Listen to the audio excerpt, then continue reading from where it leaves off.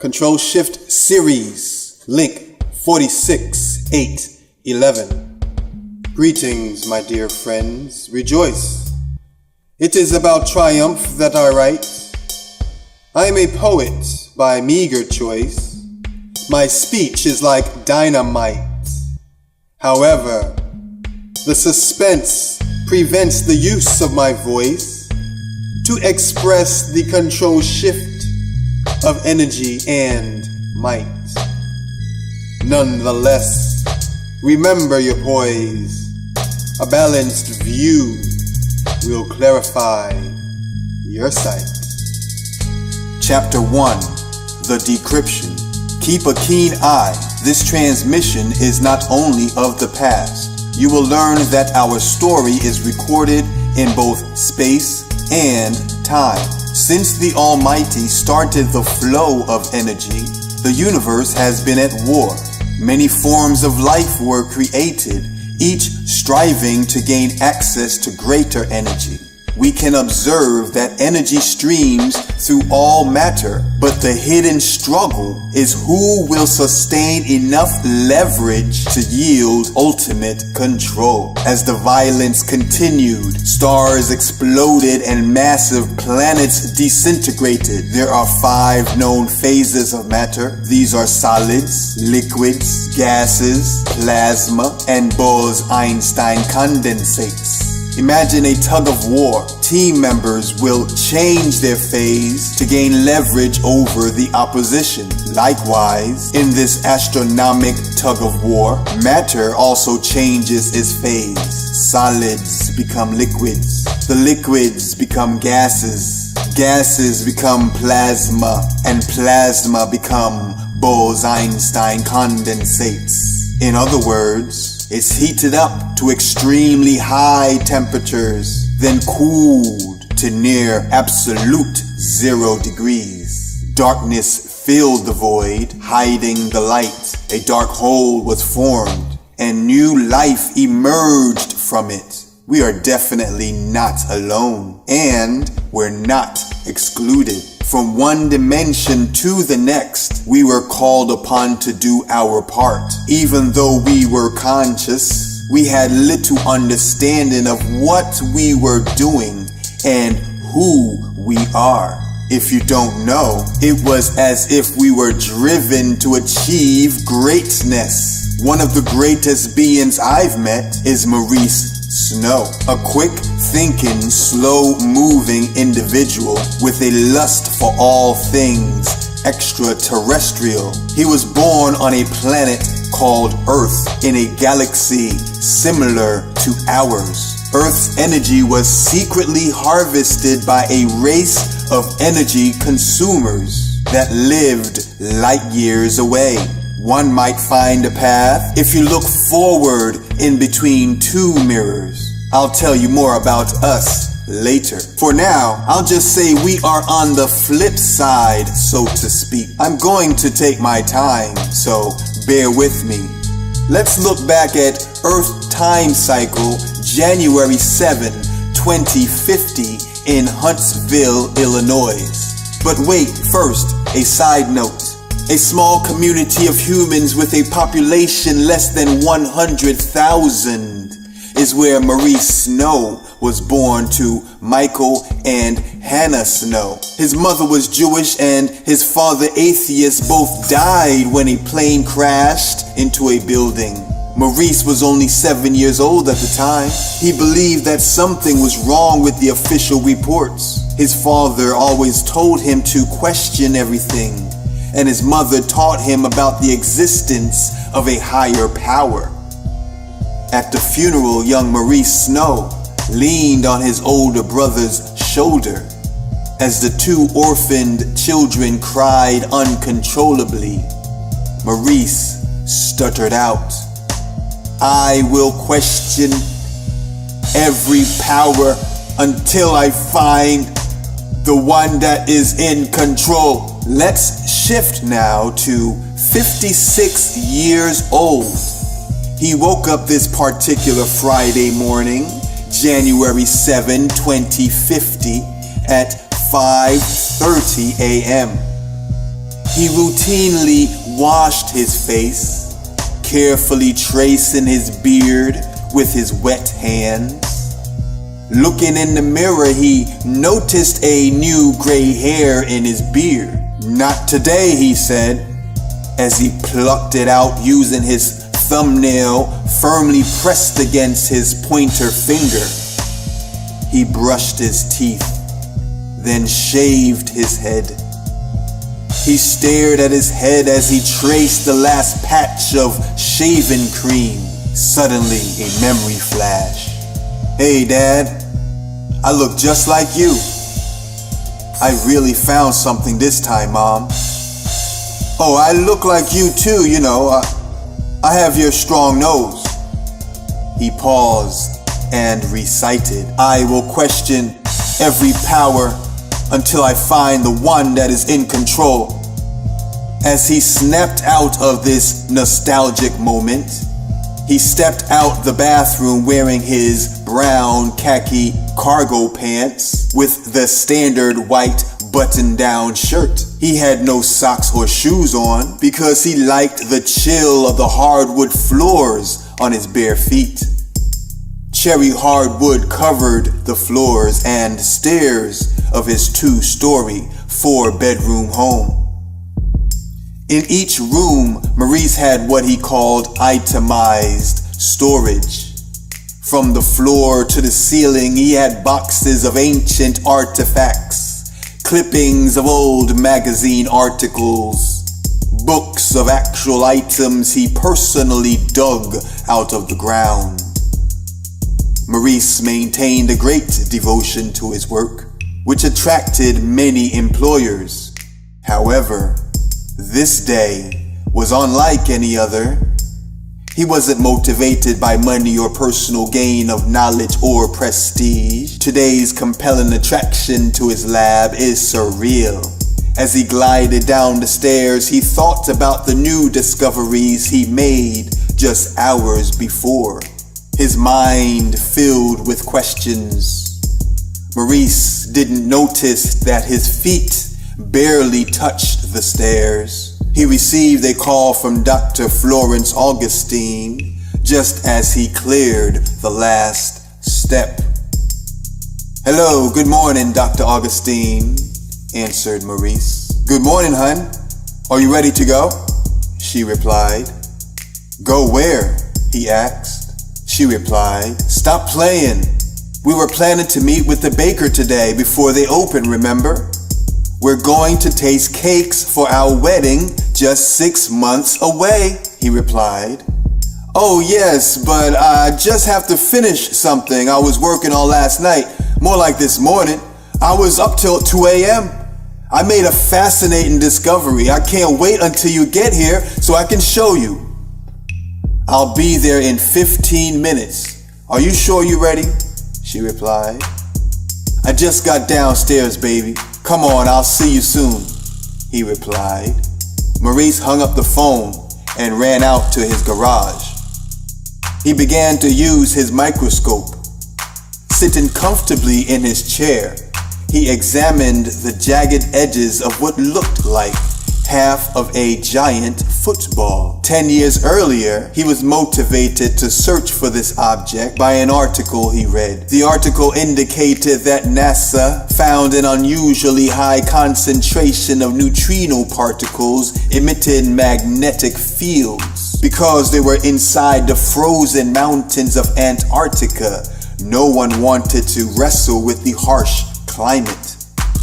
He, however, relished the chance to find out what it was. He assembled a crew and searched the bitter cold terrain of Antarctica using a homemade neutrino scanner. The neutrino particle is an elusive material. It can pass through solid mass without disturbing its surrounding. He meant to recover it and sell pieces of it on auction. The neutrino scanner concurrently drilled 4 holes deep into the snow and ice. After it drilled the holes, it placed a conduit and filled it with a chlorine solution. The conduit was sealed and they waited. Every 4 hours, Maurice and his crew used tank-like snowmobiles to move the massive neutrino scanner to scan the next square mile. The crew spent 5 weeks battling the below freezing temperatures and the unpredictable, ever-changing wind. He was almost ready to give in to the complaints of his exhausted crew members when suddenly he heard yelling. "Hey boss! We found something!"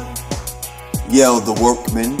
He crawled out his tent, hoping that they really found something of value this time. He took broad, deliberate steps through the freshly fallen snow towards the visual display. The 4 crew members were gathered around it, arguing about what it was they found. Maurice noticed the slight raise in temperature when he stepped out the shadow of a drill. He walked to the center of the 4 drills to join the crew. He could see via the visual display. The scanner picked up argon gas. "That's it!" he screamed. "We found the neutrinos, fellas. They have the magnetic resonance NASA reported. Look at this, boys. It indicates that the materials buried in the rocky ice is 99% neutrino particles. Let's get it to the surface. We need to get paid." Although excited about the discovery, he was amazed because neutrino particles tend to not interact with other particles, not even their own kind. He questioned within himself, how did such a large amount of neutrino stay together? The remarkable concentration of neutrino will prove to be less of a concern to Maurice after he examined the object closer. Employing the aid of his 4 skilled laborers, Maurice carefully excavated the unusual object from the solid ice. Maurice Snow was well known for his discoveries that seemed to show evidence of alien activity here on Earth. He never released definitive proof because when he found it buried in the ice that day, he became terrified. He thought it would cause panic, so he had to find more information before warning the public. Abandoning his quest for a payday, Maurice only told Dr. Augustine. Knock, knock, knock. Dr. Augustine waited at the door, even though she has a key. She was determined that if he isn't ready, I'm just gonna turn around and drive away, she angrily thought. Maurice opened the door. "Hey there, pretty lady," he commented. "Wow, you're dressed. Good, come, let's go," she replied. He said, "Wait, you got to see this. Won't you just tell me on the way?" she asked. "We don't want to miss them again," he replied. "No, I can't tell you this. You got to see. Come now." He urged her to go with him into his lab. "I finally cracked the code on those eggs we found 10 years ago in Antarctica," Dr. Augustine replied. "You mean the kids? I wish you'd stop treating them like an experiment," Maurice answered. "That's precisely what they are. Remember, I found them in a metallic alloy casing." He gets excited again and throws his hands in the air. Nothing happened when he spoke out loud. "The metals aren't even found here on Earth. Only after I brought it to my lab did the shell unthaw and the 5 softball-sized balls roll out. You remember how I called you telling you the shell cracked open? As it laid there, I could see a baby's foot swinging through the crack." Dr. Augustine then replied, "Yes, I remember you called me freaking out saying it's a baby boy. You know what, hon?" She paused. "That was very sweet, but also 10 years ago. Honey, we have 5 kids. Dallin, Luanda, Alexander, Kashara, and Hendrix. Now look at this. We have 30 minutes to drive 20 miles. How about we leave now and talk about the kids on the way? Maurice responded, No, you have to see what I found on the shell they hatched from. Dr. Augustine said, Maurice, if we go into your lab, we will be there all morning. We will miss another appointment. She was getting annoyed by his lack of interest in their wedding or even their relationship in general. Maurice replied, I found markings on the shell they hatched from. Dr. Augustine shouted, Born! We agreed to say they were born! Maurice responded, Yes, of course. Maurice began to run around his house bringing different books and pottery he found, all while trying to explain how he found the same markings scored on the inside of the shell. He tried to demonstrate to her how he believed the eggs were sending and receiving messages through minute notches on the inside of the shell. They were used to make and send messages. Dr. Augustine stood there quiet and tried to remain still. Her patience wore thin. If Maurice just slowed down and looked at her, he would have noticed her eyelashes begin to squint over her stunning brown eyes. Her narrow lips began to pucker as she folded her arms and itched her petite nose, followed by a few pokes at her hair bun. All she could think about is how she wanted a family. She was an only child of wealthy parents. Her parents gave her everything she wanted except siblings. She met Maurice when she and her friends were on a flight for Mexico. Dr. Augustine and her friends were vacationing in Cancun. Her seat on the plane was next to Maurice. He refused to switch with one of her friends because he wanted the window seat. However, Maurice proved to be great company during the almost 5 hours flight. He spoke to her about his travels around the globe several times a year. He spoke of ancient times, aliens, government, and planning for the future. He told her about his discoveries and the elusive blue one, as he called it. She was fascinated by his lifestyle and was pleased that he would share it with her for free. She quickly learned that Maurice was a loner and he only shared information for a price. He told her as the plane landed at Chicago International Airport, When my parents passed away, my brother took care of me until I turned 18. I got the money my parents left for me and I've been traveling ever since. This is my only job, so I charge to earn a living. I told you way too much, but it's something special about you. Maybe it's your face. They say the blacker the berry, the sweeter the juice. How did you get the name Augustine? He asked. I got it from the slave master, but my family was able to make it our own, she answered as she walked in front of him to exit the plane. Florence Augustine was young. She had just finished her doctorate and was celebrating with her 2 best friends. Sitting on the flight with Maurice, she felt like she could watch him talk forever. Learning that they lived only 30 minutes from each other, they exchanged numbers and became close friends. Years later, when she saw what Maurice called eggs, she could only see babies that needed her love and support. She believed her and Maurice would one day become a real family. She fantasized as she drove to his house. Maurice will move in with me after we're married. He agreed to only go to his lab on a schedule like a regular job. I've waited over a decade. I could wait 6 more months. Now, as she watched, she realized that Maurice isn't planning on moving or even being a family. But look at him. He doesn't even care. First thinking to herself, then she said with a frustrated tone, "Stop it, Maurice. You've been running around for several minutes. It's no way we can make it now. Don't you even care?" Maurice replied. "Oh, of course, beloved.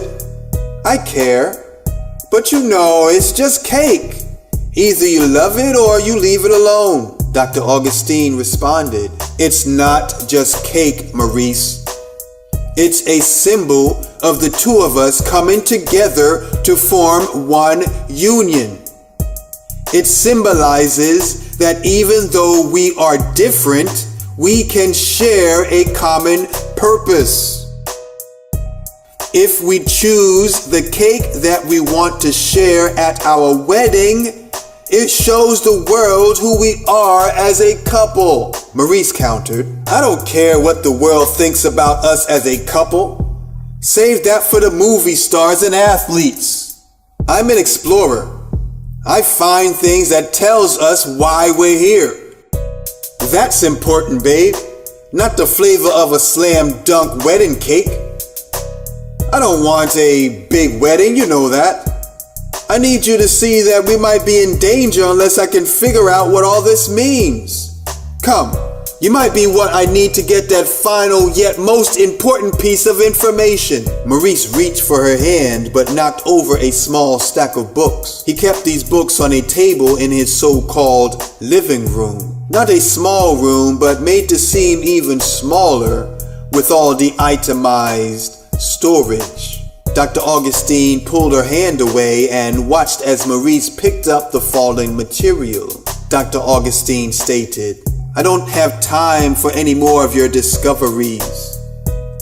I understand that's how you support yourself, but you have no idea how to support a family. Thanks for showing me again what's important to you. I'm leaving. Don't worry about calling me."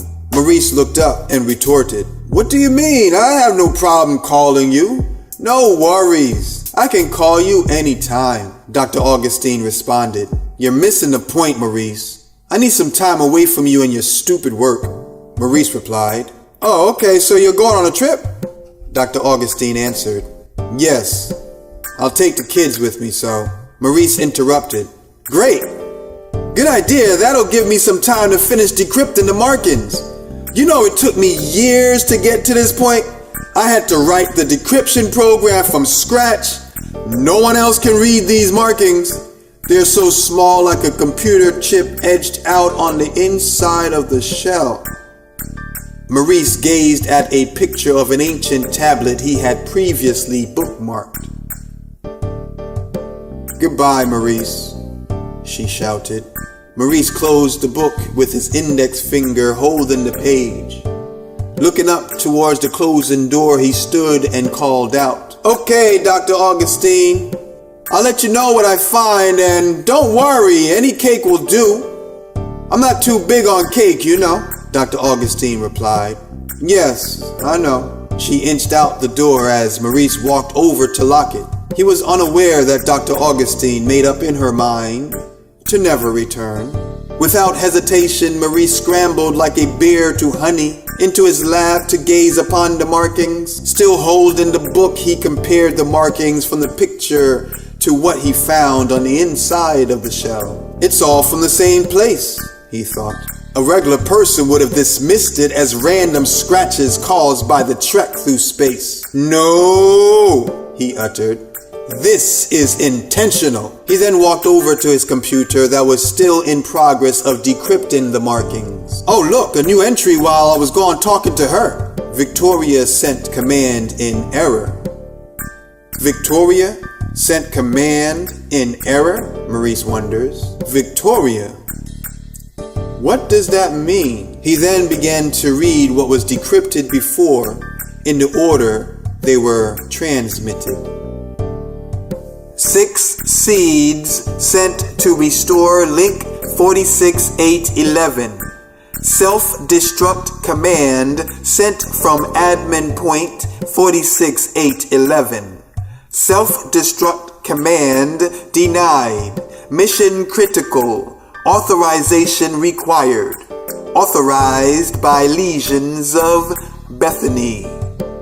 Victoria sent command in error. Chapter 2.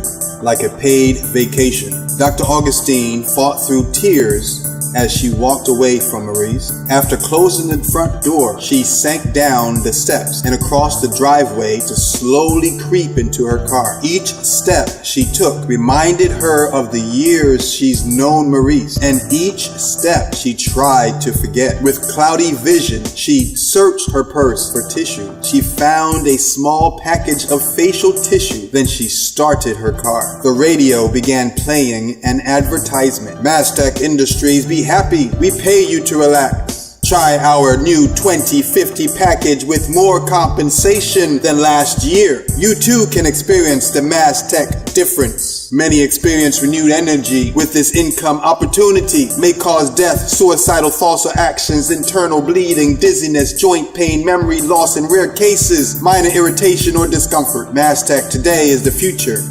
Are you happy to be connected? Say or press talk to be connected to an agent. Say or press talk. Press talk now. Are you happy? Mastech Industries reminds you to be happy, Florence.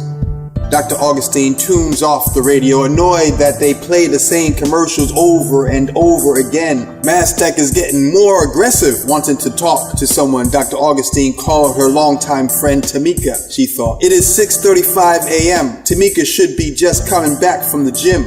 Ring, ring, ring. Tamika answered her cell phone. Hey, Florence of Italy, I'm so glad you called.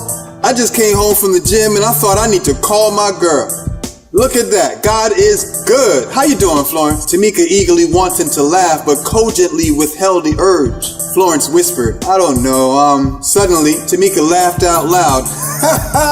I know that's right, girl. I don't know what I'm gonna do either. These kids are getting on my last. You know what I mean? You know my oldest son, Jacob, on the wrestling team with your son, Dylan, Tamika lamented. Yes, I know, Florence responded. Right, so he asked me last night just as I'm going to bed to get him a new mouthpiece for a match he has tonight. Mind you, that match is after he comes back from one of those class trips to the community college. My son is not going to that school. He already told me he wants to go to Upstate University because the wrestling coach is waiting for him with a full scholarship, Tamika argued. So why does he need to go to the community college tour? Florence queried. I guess it will help him to keep his options open. I told him no, but his father keeps talking about the community college so he could stay close. I mean, I want my baby close, but I want him to have the best opportunity. I think a full ride to Upstate University is a no-brainer. Of course we'll take it, but not with these two. So anyway, he wants me to go out this morning to get him a mouthpiece because he won't have time to get home to look for his. He already has one. I bought it. He thinks it would be easier for me to go out and buy a new one instead of him going through his landfill I try to call his room. I don't mind doing for my kids, but they seem to want to get me working harder. Anyways, I'm gonna take my shower so I can get going. Why so quiet? You called, ain't said nothing. What happened? Is it Maurice again? I keep telling you to leave that hamster alone. Tamika laughed at her image of Maurice. Florence doubtfully defends Maurice. He's not a hamster. Tamika scoffingly interrupted. Okay, but he acts like one. The way he be running up and down those stairs like it's some kind of hamster wheel. He never leaves the cage. Yes, he does. We went out. You went out. I know. I babysit. You only go out maybe once or twice a year. Tamika laughed sassily. No, he goes on trips. He's always traveling somewhere chasing what he calls the blue one. Florence tries again to defend her reasons for staying with Maurice. Tamika argued. The blue one. What in the world? The only trip he going on is an acid trip. Your man is on drugs, baby. You need to leave him alone. Plus, you have those kids. They don't need to see him wasting his life. They don't have to call him dad. He could be Uncle Maurice. They are your kids. You went to the birth clinic and had your eggs fertilized by some random donor. which I don't like that you did that, but I'm your friend and I love you and your little lab baby. Tamika laughed again before continuing. But you can have a real man, not this self-absorbed hamster. So he found some of this and some of that and made his fortune. So what? How does that help if you never get to share it with someone? I'm trying to tell you to leave him while you're still young. Don't wait till the milk gets lumpy. What you mean till the milk gets lumpy? Florence asked. Tamika pleadingly explained. You don't want to be an old woman trying to find a new friend because you wasted your time with this person that doesn't care for you. Florence screamed out. I did. I left him just now. I told him, don't call me again. Then I left him still working on his stupid discovery. Florence went into tears. He didn't even care, playing it off like he didn't understand what I was doing. I'm done with his games. No, girl, stop playing like that. You didn't leave him for real, did you? Tamika smirkingly asked. What are you talking about, Tamika? You were just saying all that stuff about I should leave him, Florence confusedly queried as she wiped her tears with crumpled tissue paper. Tamika wanted to hug her friend, cautiously responded. You know I always say that, but never expect you to actually leave him. I like Maurice. He just needs to learn how to hang out and chill with his woman. I'm looking forward to the wedding. That'll give you guys a chance to have fun together. But no, you left him for real? Florence glared at the liquid crystal display on her car's dashboard. She could see the time of day and another scrolling ad for Maztec. She spoke softly as she recalled her time with Maurice. Yes, for the longest time I was his trusty assistant, helping him get his flights together, taking care of the bills he forgot to pay. I made sure he was okay on a daily basis. I was his friend, his helper, his faithful partner long before he finally realized that I've been by his side for longer than anyone in this world. Do you know when he noticed me? She asked. When? Tamika asked as she sat down on a chair in her bedroom. Florence answered as she changed to manual drive and made an illegal turn. He noticed me when I moved to Scarlet Ridge. I was further away from him and saw him less frequently. That's when he started talking about marriage. This is how I feel right now. I feel like Tamika sang lyrics from a song. I know you can't believe me. What I'm going through isn't easy. Got me wondering, should I stay or should I go? No matter how hard I try, you never know. Sensing the lyrics didn't help Florence, Tamika lamented. Oh, Florence, baby, I'm so sorry. Where are you going? I was going home, but I'm kind of thinking about checking out Maztec. You ever heard about the new spas they opened? Florence queried. Tamika replied, yeah, I heard of it. A lot of people go there. I know this one lady that lives next to my brother's house. She started there almost 3 months ago. Girl, she quit her job, started an addition to her house, and bought a new car. She doing pretty well. My brother says she always telling him how much healthier she feels since she started going there.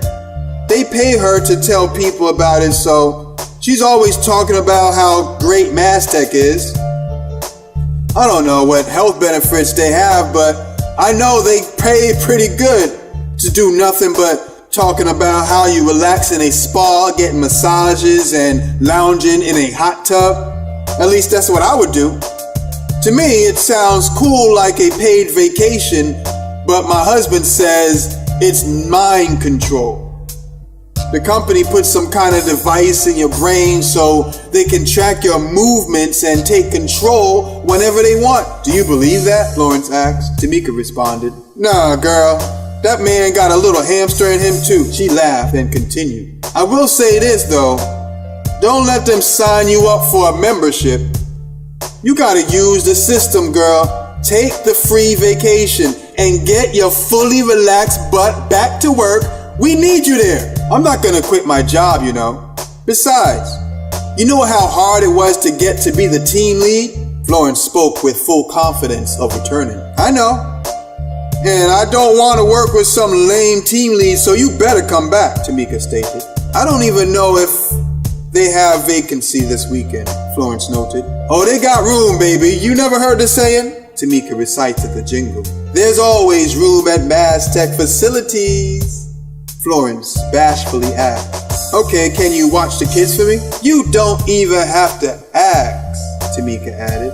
I'll pick them up from school, and you call me when you get back. Love you, Florence of Italy. Have fun and come back. Okay, I'm coming back, Florence chatted. Bye, girl, bye. Florence hung up the phone and screamed. What is the number to Mass Tech? Her car responded. I have found the number to the nearest Mass Tech Facilities, Inc. Approximate distance 74 miles. Would you like me to dial that number now? Yes. Okay. Dial in Mass Tech Facilities, Inc. Good morning. Happy Friday. Welcome to Mass Tech Reservation Line. My name is Avatar. I have a room ready for you now. Should I confirm your attendance and send the directions to your GPS? Replied Avatar, a customer service representative for the spa. Florence, surprised and delighted by the convenience, said, Yes, my pleasure, Florence. Remember, Mass Tech values your peace of mind, answered Avatar. Select your music choice and we will enable the control shift to our facility. Please, select music choice now. Florence made her music choice. As soon as Florence chose her music, Avatar said, Thank you, Florence. We now have full control shift of your vehicle. You will arrive at our facility in 50 minutes. The momentum of a single trumpet filled her ears with the slow, steady rhythms of a bass guitar, in time with the bass drum, accompanied by an accidental rattle between the snare drum and the cymbals. Florence settled into her seat, planning to be asleep by the time she got to the freeway. Relax. Your Mass Tech experience has just begun, said Avatar. I will be here if you need me. Just call my name Avatar. Enjoy your ride. Florence leans back in her seat with the music in her ears. The windows automatically tint like thick curtains in a hotel room, blocking the outside light. Florence quickly fell asleep, still feeling sad about Maurice, but relieved to be on her way to a mini vacation. Florence thought, paid vacation? Yeah, right. I'll be back by Sunday afternoon. Chapter 3. Transported. Maurice watched the computer continue to work on decrypting the remaining markings. The process was taking a long time to give a result for the last section of marking.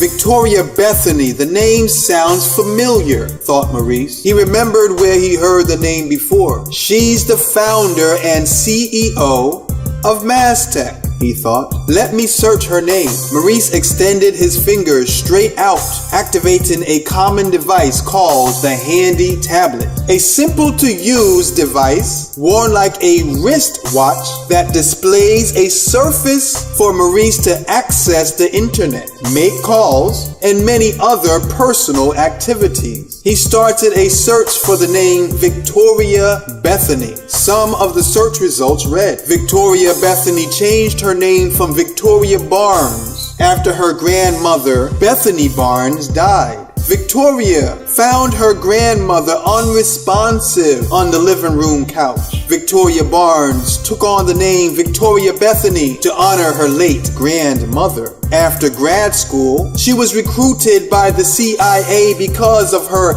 exceptional abilities. However, she declined so she could continue to build her company, Mass Tech. In less than 10 years, Mass Tech has become a world leader in robotics. A Mass Tech robotic device of some kind can be found in 90% of all buildings and vehicles. Mass Tech was able to literally become the gears that keep the world turning. Tomorrow's news.sun.net. He continued to read the various articles declaring the beauty of Victoria Bethany and all the great things done for humanity through her company, Maztec.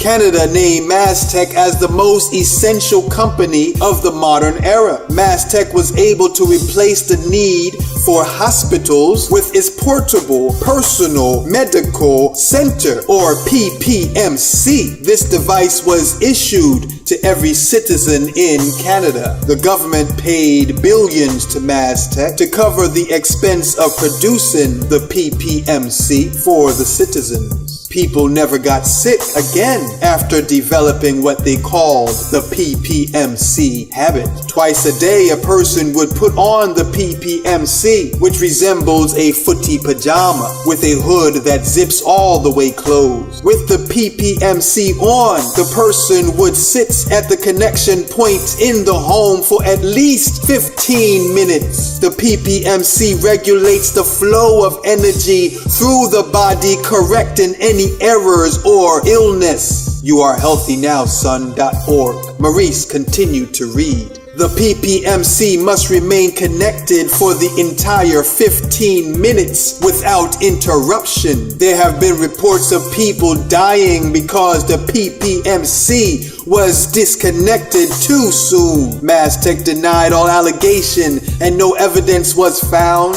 Conspiracy.sun.net. Maurice never paid much attention to Maztec. He suspected that they were using some kind of alien technology, but he could never get any real leads. All he found written about the company was good, and everything negative was quickly and publicly dismissed as rumors. Until this Friday morning, he never gave the company a real consideration. What he thought was an unprovable rumor now has solid evidence. He imagined further. The eggs were communicating to Victoria Bethany as they traveled here to Earth. Victoria Bethany tried to destroy them with a self-destruct command of some kind, but someone declined it. Then when that someone demanded to know who sent the command, something happened. Bethany sent it no, Victoria sent it in error. Is that the same night that Victoria's grandmother passed away? Did Victoria rebel against some intergalactic command structure? The more Maurice finds, the more questions arise. Just then he heard the tone from his computer notifying the decryption is complete. Just then he heard the tone from his computer notifying the decryption is complete. Maurice switched to the program with a click of his old school USB wired mouse. The decryption read, final entry, 1 impetus damage in transport pod 717, landing off target near connection point hot Jupiter, local time cycle 2035. Remaining impetus dormant, awaiting stimulus. Pod 717, your last broadcast unreadable. We see you were attacked. Remain dormant. Legions of Bethany has repaired the link 46811. You will be recovered soon. Maurice screamed. I knew it! These aliens are here now and have been here for God knows how long. What do you want from us now with this link 46811? Maurice began to pace back and forth, speaking out loud in his lab. He spotted the pod 717. Walking over to it, he said, so that's what they call you, pod 717. Where is link 46811? You want to control us? Steal our energy? Land and resources? Not on my watch. Whatever you're doing, I'll find it. Why are they keeping it secret from us? I'm gonna find out what's going on, Victoria Bethany. I'm gonna stop you short. His adrenaline levels increased. His body temp rose. His palms were sweaty as he reached over with his right hand while speaking his last word. Maurice was shocked, trying to remove the football-sized alien pod 717 from the microscope. What Maurice didn't know was that during the decryption of the markings, his computer activated the pod broadcast signal. Maurice's consciousness became part of the signal when he touched the pod casing. The pod filters the connection, prevented Maurice from being electrocuted. He could feel his body fall down into his chair and his hands still locked onto pod 717 like metal to a magnet. He couldn't move his body. It was as if he left his coat hanging lifeless on the chair and he is free to travel. In this case, his body is the coat and his consciousness is traveling along the signal like packets of data. Maurice was transported to a connection checkpoint. Upon reaching the checkpoint, he was frightened by the vibrancy of the image he hastened towards. He panicked as the signal slowed down. Beep, beep, beep, too short, and one long tone checked for a validated crisp. Then his signal continued to a central hub with seemingly endless fire-like strings connecting from all angles. Maurice knew something like this was going to happen. He only wished he could call Dr. A.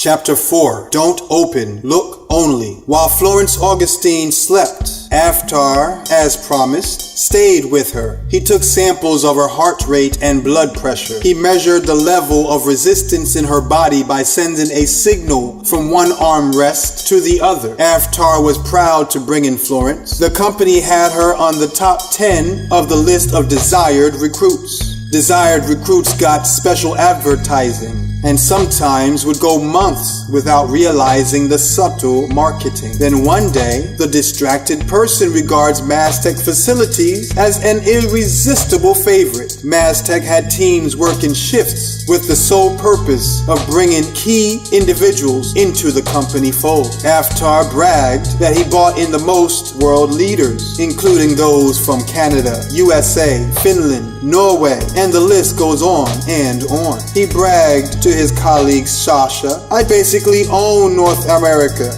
and parts of Europe, but somehow this one was special. She's just a team lead of doctors at a psych ward of a small hospital in Huntsville, Illinois, USA." He leaned over and complained, "Sasha, I'm thrilled to bring this one in, but still don't know why Boss Lady is so keen on getting her," he criticized. "I don't see the point. She has no real influence." Victoria Bethany appeared in the midst, unannounced, as was her custom. "This is the one, the mother of the 5. Say nothing to her. Escort her straight to her room," she insisted. "I will grant her personally and alone," Aftar acknowledged. And just like that, Victoria Bethany vanished. He looked over to his colleague and said, "I can't ever get used to her virtual conference, you know." Sasha shook her head and said, "Let me talk to my client. He's about to choose the music." They both laughed. Aftar activated his handy tablet to call the chief valet. He exclaimed, "Hey Leon, yo Av, what up? Good morning, buddy. Tell your guys to use the dolo on the one coming from Scarlet Ridge," Aftar replied. "She will be here at 8:32 a.m. Stay sharp. Boss Lady wants this one all to herself." "Okay, copy that. What does she want from Scarlet Ridge? Nothing but rich folks there. I thought we got all of them already," said Leon. "Yeah, a couple of them resisted, but I finally caught this one slipping," Aftar replied. "Been working her for almost 8 months. I've used everything, even the subliminal sound of her name. Feels good to bring her in, but Miss Victoria Bethany Barnes wants all the spoils. I don't know what for, but this one is big, bro." Aftar stood up and began to prepare for his exit of the high security room he and his colleagues worked day and night. Adding further instructions to Leon, he continued to speak. "Make sure you tell all your guys to use the dolo on this one and bring her straight to me." Aftar searched his closet for an outfit he could wear to protect him from the atmosphere outside of what they called the cube of security. I'll meet you on the way to get her when she arrives. Okay, Av, my man. I got it, Leon replied as he looked over the busy inlet with hundreds of vehicles entering. We'll use the Dolo unit.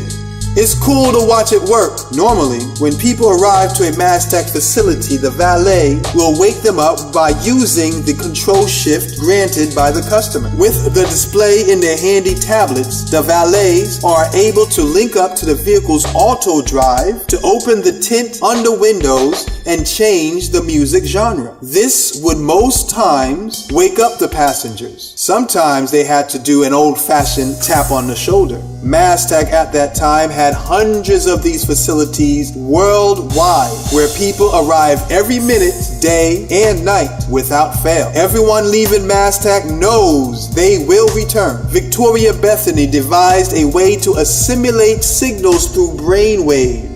She extended the control shift, taking full command of the central nervous system of her human guests. By sending electronic signals into the brain, she presented an illusion that people still had private, personal choices. She initiated a program to attract more so-called partners while ensuring the continued support of her current partners. She titled it the Partner Outreach Program. The Partner Outreach Program underlines Mastech's advertising campaigns. The employees believe that their clever ads and catchy slogans alone are what brings the return customers. In fact, the marketing efforts are just one method of communication with the implant. Only Victoria Bethany knows the true limits of the Partner Outreach Program. She alone sets the schedules of the returns. She carefully manages it until she has an entire area of residual returns. For example, a man says to his wife, I'm going to Mastech on Thursday morning. You should come and invite your brother. He's never been. It'll be fun. We could watch the Thanksgiving Day parade while getting a massage at Mastech. The man received a post in his brain sent by the Partner Outreach Program that Victoria Bethany programs from her office. Word for word, he speaks out loud as if it was a brilliant, original idea. The wife also received a post to agree with her husband. Together with her husband, they describe to the brother the benefits of Mastech. The brother agrees to go because he could see the sincerity in his sister's voice. The three call Mastech and speak to a reservation expert such as Avatar. They get the coordinates to the nearest Mastech facility. Then all three go to sleep with the music of choice, activating the control shift. Because the husband and wife already activated the control shift, they begin to feed the network the required connections. The brother began the process by choosing the music, which in turn, by default, activates the pair request for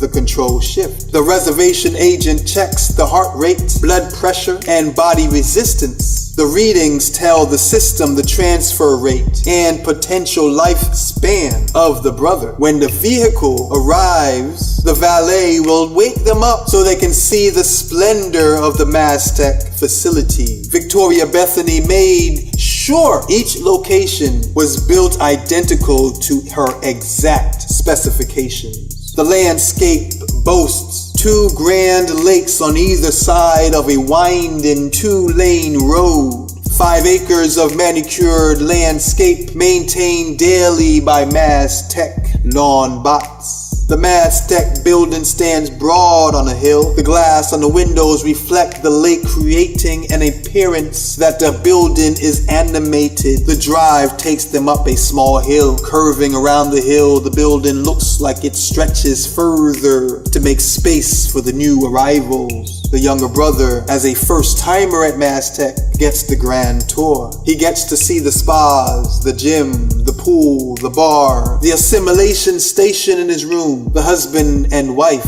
receive a post and assure the brother it's all good. He'll see them in a few moments. After they say their goodbyes, the valet directs the brother to the assimilation station in his room. The brother sits down at the computer and enters his information like name, address, and phone number. Basic information has to be entered verbally so the system can match the frequency of his voice. The brother thinks it's cool. He didn't have to type anything. Then he watches a short video of what Maztec does for the environment with clean, renewable energy that is naturally generated by our bodies. The video quickly explains that a one-time worry-free injection enables Maztec to control and shift the energy byproduct that our body discards as waste. The energy generated by happy, relaxed, well-paid humans are enough to power our gadgets for generations to come. Together, we can sustain ourselves. In fact, we have solved the energy crisis. Maztec, your future is today. Please insert your arms now. Please insert your arms now. The brother placed his arms into the glowing blue circle just below the computer screen. He followed the flashing arrows pointing to the injection portal. The injection portal clamps down onto the wrist of the unsuspecting brother. 360 needles entered each of his wrists, forming a polka dot ring. 720 needles enter his body to inject and infect the body with the commands for the control shift to take full residence. The brother's body shook as the low amp high voltage entered his bloodstream and saturates the connections in his brain. This is the normal Maztec experience. However, Aftar and Leon developed the Dolo unit to handle those that need special treatment, such as Dr. Florence Augustine. Dolo is an acronym that stands for Don't Open, Look Only. The Dolo unit resembles the walkway for passengers to board or exit a plane. It can be deployed to any location within the Maztec network. The Dolo unit covers the entire vehicle, sealing it from all outside disturbance. It gets the person out of the vehicle in program steps. These are: first, it uses one of two sets of robotic arms to gently open the door. Second, it sprays a sleeping agent into the cab and gently closes the car door. Third, it waits 19 seconds to allow the occupants to breathe in its welcome. Fourth, the Dolo unit opens the car door. The Dolo unit gently processed the additional steps to lift Dr. Florence Augustine's sleeping body out of the vehicle. Using the other set of robotic arms, it inserts her into a glass-covered bed similar to an incubator. Aftar rushed down the long open warehouse. He could see Leon and his crew pulling out from the Dolo unit a sealed bed. Aftar watched intently as they wheeled it towards him. It looks like a coffin,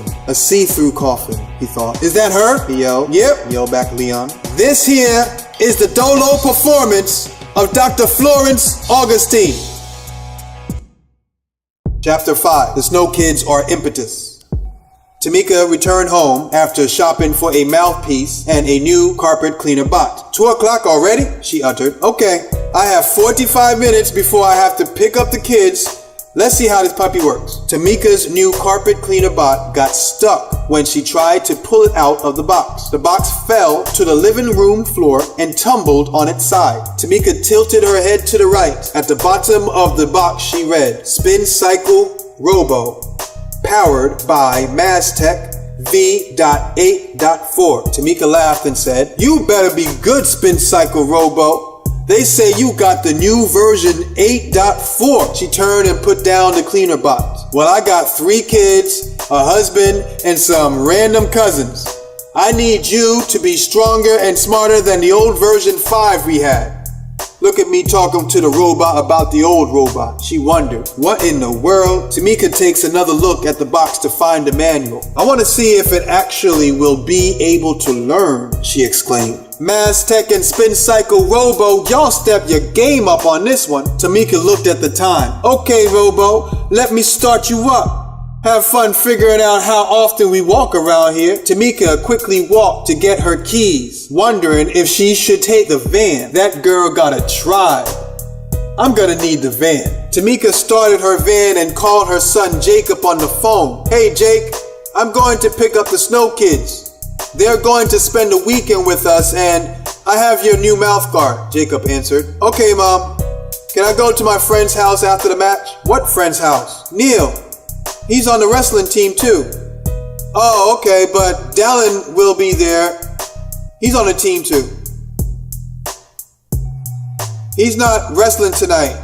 The team doesn't have anyone in his weight class, Jacob countered. I see him all the time. He's like my brother. I just want to chill with my friend for a change. We will talk about it later when I get home. Please make sure Tabitha starts her homework, Tamika added to her response. I'll be home by 4:30. We'll talk then, okay, sweetie? Okay, Mom. Okay, love you, sweetie. Love you too, Mom. But wait, where's Des? I have her with me, you know that. She's asleep in her car seat. I just changed and fed her before I left. Oh, I got a new carpet cleaner, so try not to break it, okay? Okay, Jacob said and hung up the phone. Tamika figured if she gets back by 4:30 p.m., she will be able to help Tabitha finish her homework. Then they all will be able to go see Jacob's match at 6 p.m. First, I gotta go get the tribe, she said. Tamika arrived at the gym and could see Dallin and Lex standing outside under the tree. Hey, Dallin. Hey, Lex. Tamika greeted the children through the passenger side window of her van. Your mommy had to go somewhere, so you'll stay with me for the weekend, Dallin replied. I know, she told me earlier, but why can't we stay with Dad while she's gone? Maybe another time, but this time was an emergency and your dad is busy doing what he does, Tamika responded and then asked. So where are the other three? They're at the auditorium practicing, answered Lex. Oh yeah? Tamika uttered. Yeah, I'm in it too, just that I already know all my lines and they practice in a scene I'm not in, Lex replied. The play is called The Bully. Of course, you know Dallin is the big bully and I'm his sidekick. Wow! Your voice is getting so deep now, Lex. Y'all grow up so fast, Tamika responded. Enjoy your youth now while you can because sometimes you have to grow up overnight. Tamika sent Dallin and Lex to get Luanda, Kashara, and Hendrix from the auditorium. After a short song played in her mint green minivan, Tamika watched the 5 kids walk through the breezeway. She thought, these kids are really growing fast. Hendrix is supposed to be 7 years old. Look at him, walking with these high school kids. What kind of test did he take to get into the 9th grade at 7 years old? Poor kids. They're missing out on childhood because they're so smart and grow so fast. You know, Desi, when you're 7, I'm going to make cupcakes for your 2nd grade Valentine's Day party, Tamika commented. Hendrix ran up to get in the front passenger seat. Lex shouted while strolling with Dallin. Not gonna happen, bro. My bag is already in the seat. No fair. I got here first, exclaimed Hendrix. Shotgun, but you didn't call shotgun like I just did, Lex responded. Plus, my bag is already in the seat, so you lose. Hendrix gets ready to fuss with Lex, but Luanda touched his shoulder and said, it's cool. There's way more room in the back anyway. Kashara intervened. Plus, no one wants Lex the cologne sponge in the back. Some of us like to breathe unscented air, Lex snapped back. Silence, child. I smell better than your nail polish. Make sure you don't spill any on Miss Tamika's seats, Tamika screamed. Will y'all get in already and you better not open any nail polish in my new van. Everyone got in except Dallin, who was stopped by the track and field coach named Chambers. The pair stood chatting at the curb about 2 car lengths in front of Tamika's van. Coach Chambers said, hey Dallin, you had a dynamic football season this year. You broke the rushing yards record that you set last season. Again, you're a beast on the wrestling mat. Just hoping you and your brother are saving some of that heat for the Penn relays in the spring. No worries, coach. All roads lead to track and field, Dallin replied. I'm going to set records that not even my brother can break. That's the spirit. Okay, have a good weekend. Coach cheerfully noted. Later, Coach. Dallin ran over to the van and squeezed into the back. Hendrix said, well, there used to be a lot of room until this Bigfoot monster came in, Dallin rebutted. Well, there used to be room in your brain until you grew. Now there's just room. Get it? Ha ha. He's an airhead. Ha ha. Lex laughed. Ha ha. You got him, bro, Kashara said. It's not even funny and doesn't make any sense, Luanda whispered. Quiet down, guys. Desi is trying to sleep. Miss Tamika, this is the cutest baby I ever saw, Tamika answered. Thank you, sweetie. Lex looked over at Tamika and said, hey, don't get too excited. She says that about every baby. Mouse, cat, dog, monkey, anything living. She says it's cute, adorable. Remember at the airport this lady said that it's my sick dog, not a baby? Dallin laughed and responded. Yeah, I remember that. We were coming from Morocco with mom and dad. Way before Kashara and Hendrix, Lex replied. Yeah, after they were born, we hardly went anywhere, Luanda said. Something happened to dad. He's just not as close as he used to be, and nothing to do with Kashara or Hendrix, Kashara said. If anything, it's Hendrix and I that keep mom and dad together.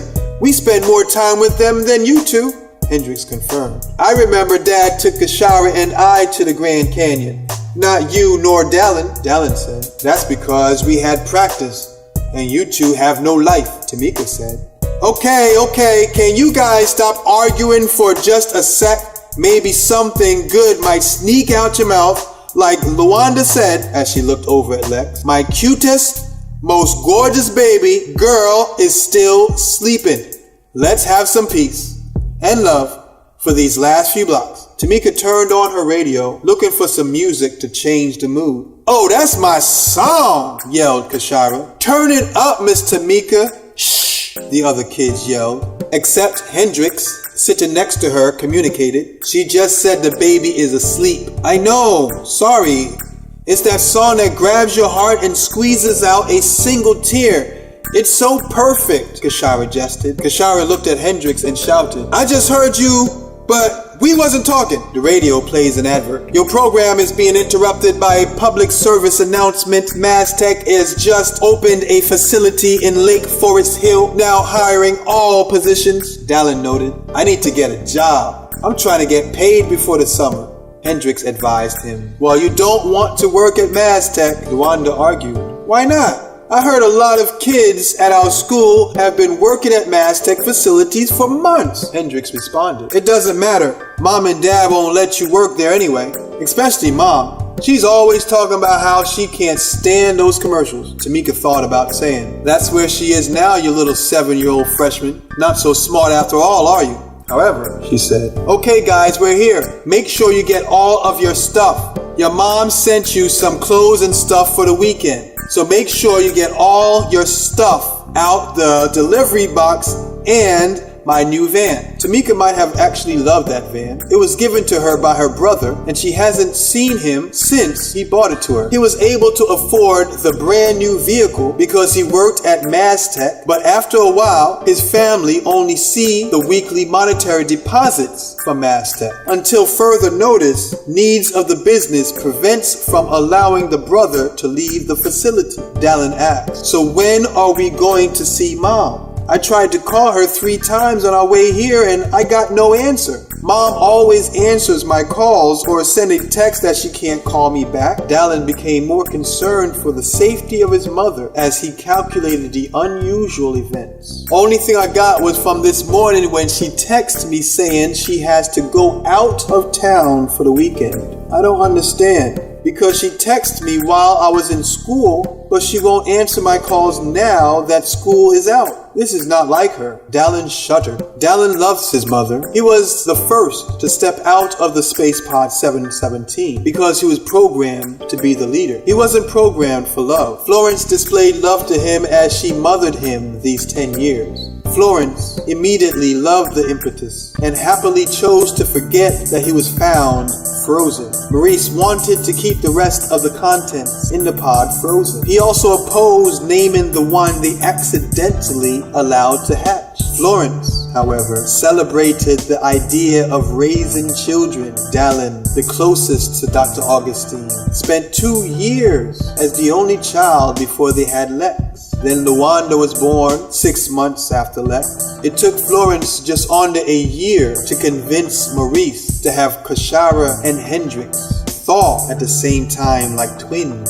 Maurice said they hatched. Florence said they were born, but they simply just thawed. Chapter 6. The Southern Moon. The 5 impetus probes Maurice found make up an all-purpose recovery unit. Their specific purpose, as programmed, is to find and repair the link 46811. A link is a tangible location that you can actually get to if you have the correct information. Every link established by Nomatica has a security standard called CRISP.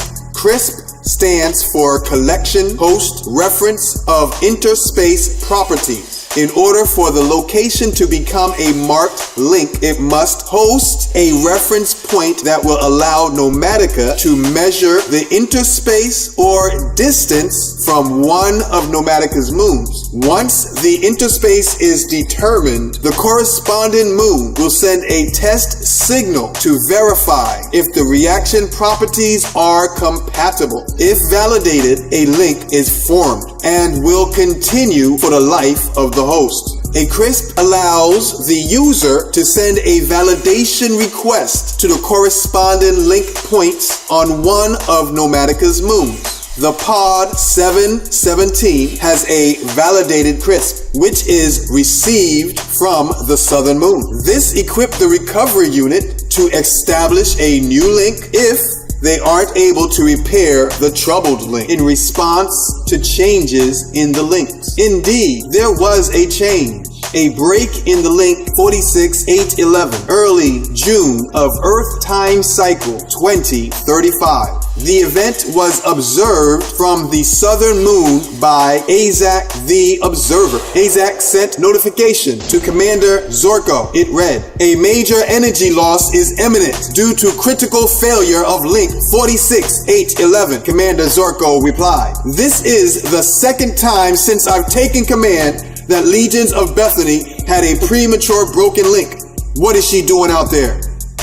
At the turn of a perpetual cycle, Commander Zorko and Legions of Bethany were both considered for the elevation to commander over the southern moon. The previous commander, Stephen, resigned his position after 150 cycles of service because he longed to return to Nomatica. Bethany was offered the elevation first, but she refused, saying, "I wish to serve Nomatica as my ancestors have, in the southern quadrant, under the light of the southern moon." Bethany didn't want to be so close to Nomatica. It would hinder her plans.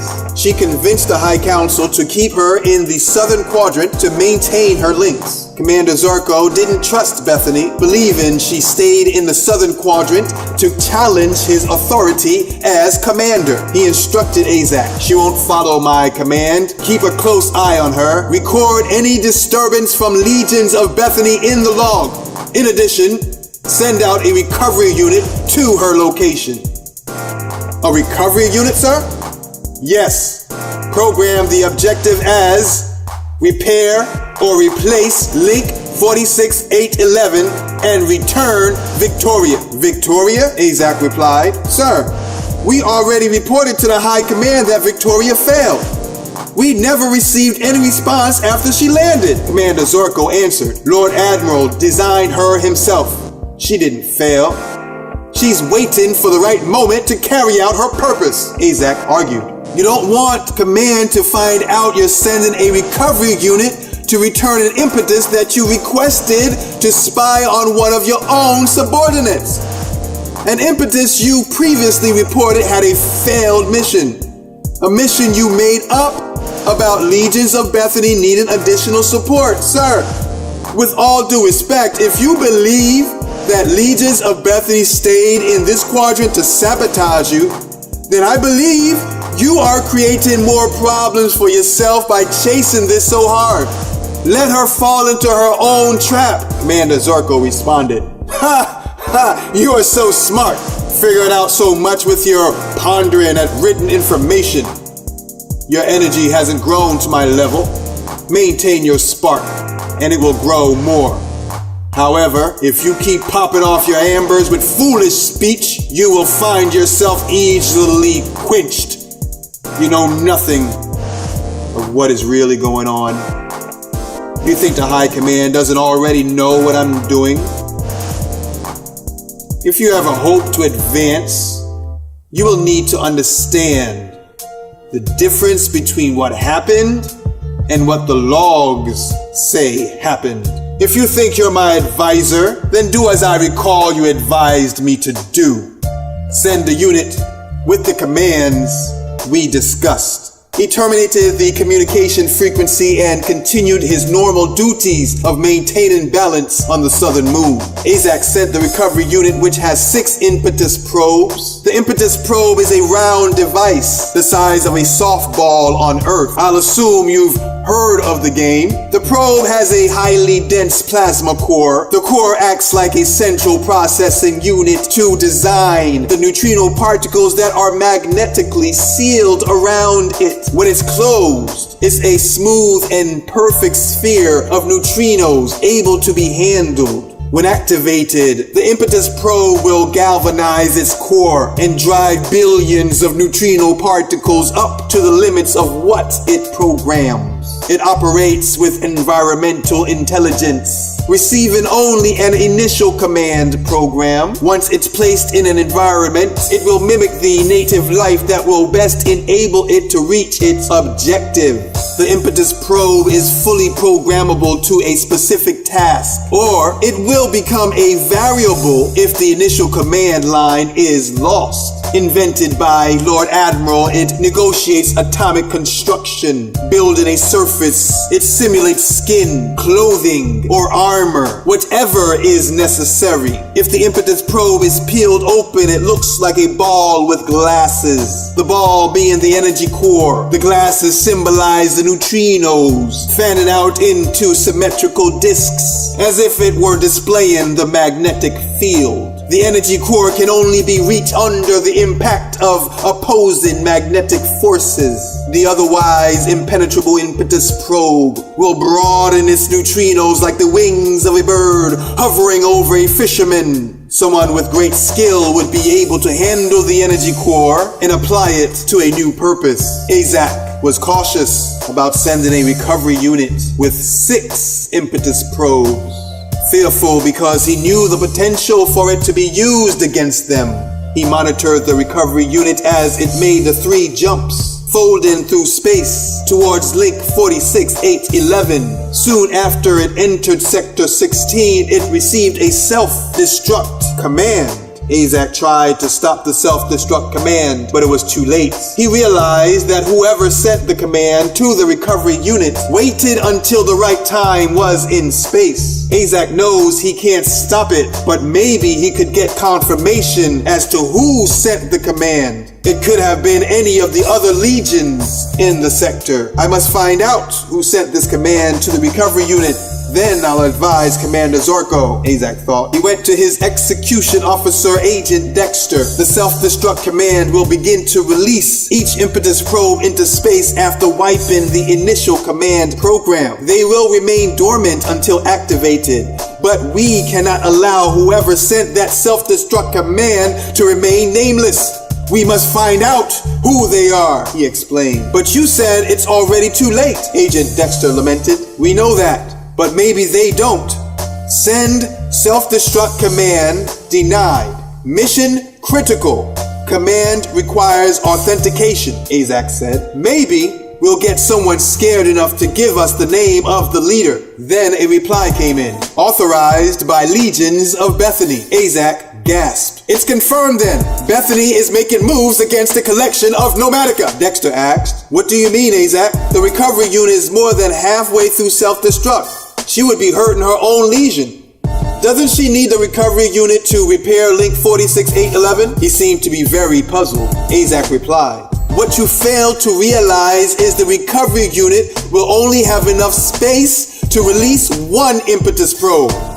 The other 5 will crash on the planet before it can release the second impetus probe. Dexter questioned, why does it take so long? Azak answered, this delay allows for changes in the self-destruct. You know, if the command was sent in the second jump, we would have been able to override it through the process. Not to mention the recovery unit is traveling at immediate velocity, folding space and time. At their current speed, time itself has to catch up to the recovery unit's present activity.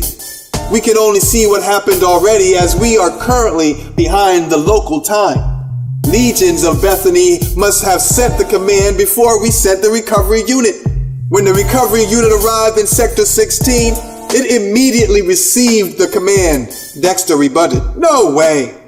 How can she send a self-destruct command before we send a recovery unit? Azak replied. She sent the signal before link 46811 was broken. Knowing we would respond to the alarms from the broken link, she started a step ahead of us. A new message arrived. Victoria sent command in error. Link 46811 restored. Dexter replied after reading the message. Or maybe it was a mistake and all is well. Look, link 46811 is up again. Plus, we have word now that Victoria made it. We should tell Commander Zorko. No, Dexter. We must learn the difference between what happened and what the logs say happened. I'll advise the commander directly when he needs me to inform his ears, Azak replied. I see we're getting a message. This one originates from one of the probes. Final entry, 1 seed damaged in transport pod 717, landing off target near connection point hot Jupiter, local time cycle 2035, remaining seeds dormant awaiting stimulus. Oh, that's the one being disconnected first. Looks like it's sending the signal to complete the self-destruct command. Send this reply. We don't want it to go rogue on some random planet. Pod 717, your last broadcast unreadable. We see you were attacked. Remain dormant. Legions of Bethany has repaired the link. You will be restored soon. Dexter could see the first impetus probe become disconnected and he traced its direction. He said, the impetus probe is starting to get pulled into the hot Jupiter's gravity. On the other side of the sector, Azak replied. I see. As the process goes, the other 5 impetus probes will land on Earth's surface before they can release the second impetus probe. Once they land, because the process wasn't completed, they all will stay dormant with all memory erased. 10 minutes later, local time cycle still on the southern moon, Dexter received a link request from the recovery unit that was sent to repair link 46811, the one marked pod 717. He informed Azak straight away. We just received an authenticated link request originated by pod 717. Azak responded. Let me see the notification. I had hoped we would never get this request.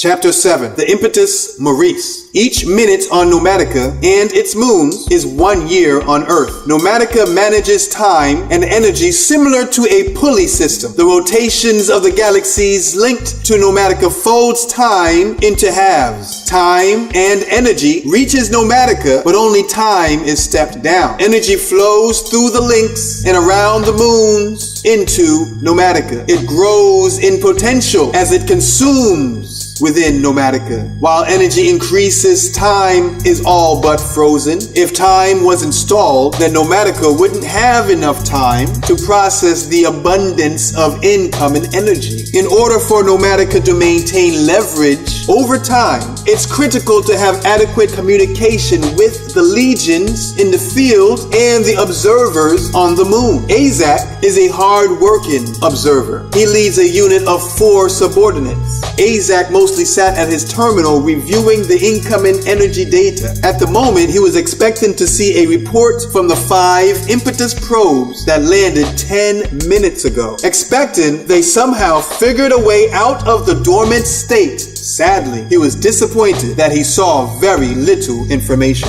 Like a babe, he thought. We had 5 impetus babies. He sat back into his chair. His shoulder sank into the gel as he slowly pushed his chair back. His alien body resembles a thin grate covering a bright light. The bright light is produced by his plasma reacting frantically with his thoughts, as a fire would do in the oxygen chamber. The gel in his chair absorbs the intensity, allowing his wiry frame to relax. He worriedly thought, how are we going to reprogram 5 impetus babies from here? Nomadicans can no longer bear children. It was a sacrifice they paid to survive the events of the supernova. The ruler, Lord Admiral, developed the impetus probe to simulate birth. They can be programmed to the parent's specification. A parent can program the eye color, even the vocal frequency. If they wanted a child to have green eyes and a deep voice, it can be programmed. Eventually, Nomadicans grew tired of raising eye probe babies because they would outlive their children. The impetus probe's energy source was non-renewable. Once the core burnt out, it was finished. For many Nomadicans, it became difficult to say goodbye to the ones they raised. Natural-born Nomadicans cannot die. At least not these 2.5 million that survived the supernova of their sun. Every Nomadican parent would tell their little impetus probe children the story of how Admiral prepared them to ride the waves of the supernova by assimilating to its energy pattern. It was Lord Admiral that designed the force field that protects us and feeds our need for energy. The death of our star should have meant death for us all, but we were saved by the undeniable intelligence of Lord Admiral. All he requires from us is our devotion. We must never try to leave the collective. All of Nomadica remained faithful to the cause as it was enforced by Lord Admiral. Anyone that defied his rule was severely punished. Everyone knew the punishment was severe, but no one in Nomadica could witness the details of the sentence. Those that proved loyal were openly rewarded with elevation. He gasses them. In fact, giving them crumbs compared to what he and Lady Latrice consumes. The power couple increased their intake while carefully balancing the moons. Like puppeteers, they pulled on the links, distributing energy in precise amounts to those observers that actively participated in the control shift. Azak desired to move up further in the ranks, so he took his work very seriously. Azak watched intently as the signal connected and sealed the link. Okay, he thought, let's go see if I can get some information. It's not giving me anything from here. Azak wasn't able to access all the information contained in the newly formed link, so he temporarily marked it 46.811-1. He kept getting blocked by the link's stubborn refusal to release the contents. Azak needs to know what data the link has to report, such as length of energy supply, rate of distribution, and general layout of the land. He's not used to being denied access, so he was compelled to get a closer look. He stood up in his chair and traveled like a leaf in the wind, curving past the other observers before settling like a spotlight. Refocus.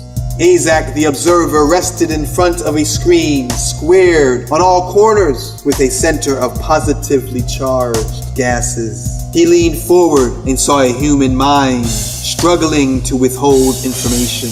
Report your contents, Azak commanded. A human replied, I have no idea where I am or how I got here. I am just an explorer seeking knowledge. Azak can read the frequency of the brain waves. Hence, he quickly determined that he was communicating with a human. He said, you know more than you think. You would have been killed if you weren't able to satisfy the checkpoints at the 3 jumps. The jumps are passages in space like bridges and tunnels. Nomatica uses these jumps like a highway system, allowing easy travel to its various reaches throughout its domain. Azak is now able to read all the information within the link. He sarcastically exclaimed, "Seems like your panic generated the correct frequencies to gain you access.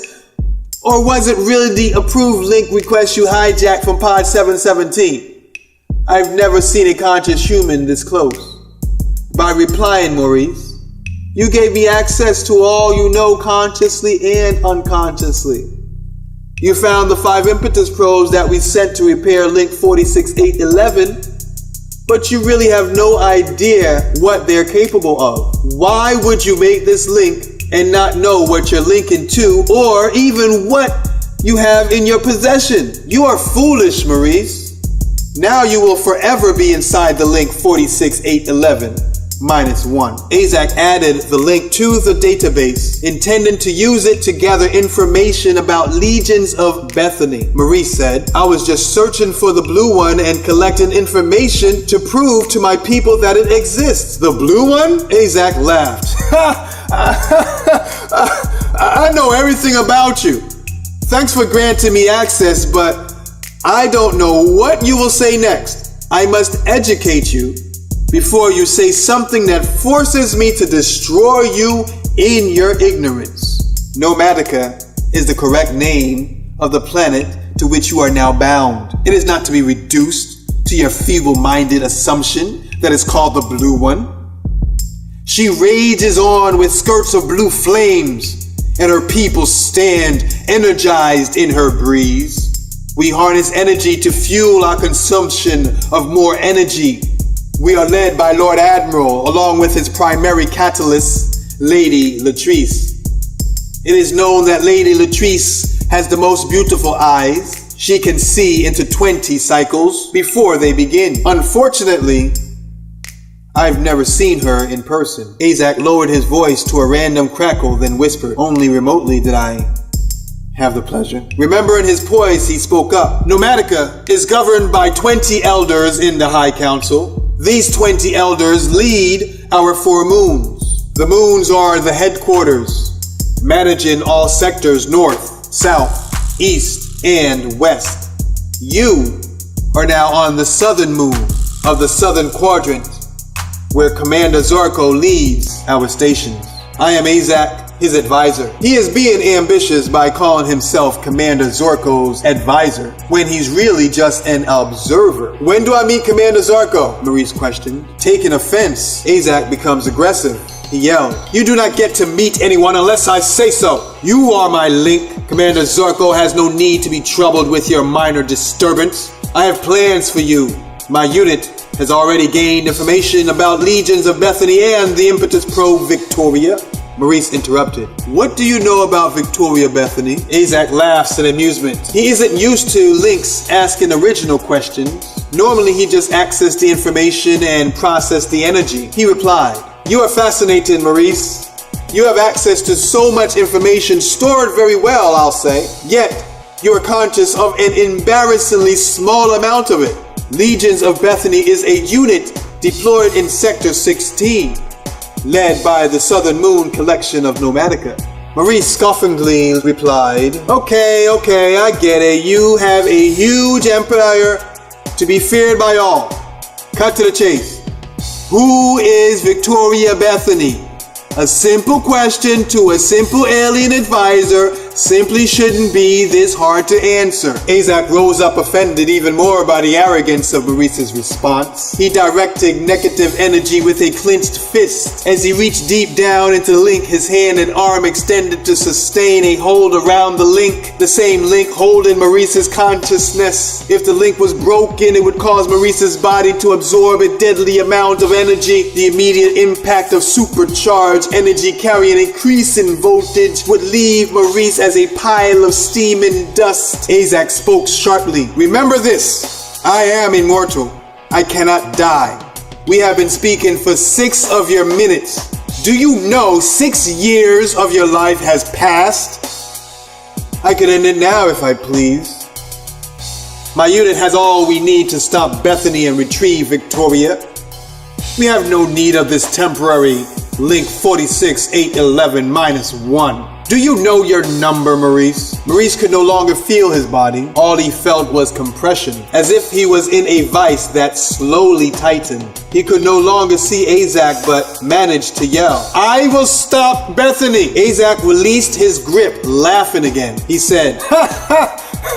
You are amusing. Bethany is a lesion because she is able to expand to form multiple links. She maintains 50,000 links. She should be a commander, but she refused. She's no regular legion. Legions of Bethany uploads provision to the Lord Admiral. He draws energy directly from her links. You, a mortal, with limited energy and knowledge, have no chance. How would you begin to stop legions of Bethany? Do you even know what you will be stopping her from doing? She has a private link to Lord Admiral. As one of his catalysts, she can have him remove your energy and drive you into psychosis. However, she won't need his influence. Her weak image that you saw of her is not her true essence. She alone could turn you to ashes with a single touch, and her reach is limited only by her knowledge of your location. She doesn't have to see you. All she needs is your location to remove you with lavish fire. How do you think you can stop her, Maurice? Maurice, showing his wits, answered, "She'll never know my exact location. I know you already know this, but I have access to you and your information.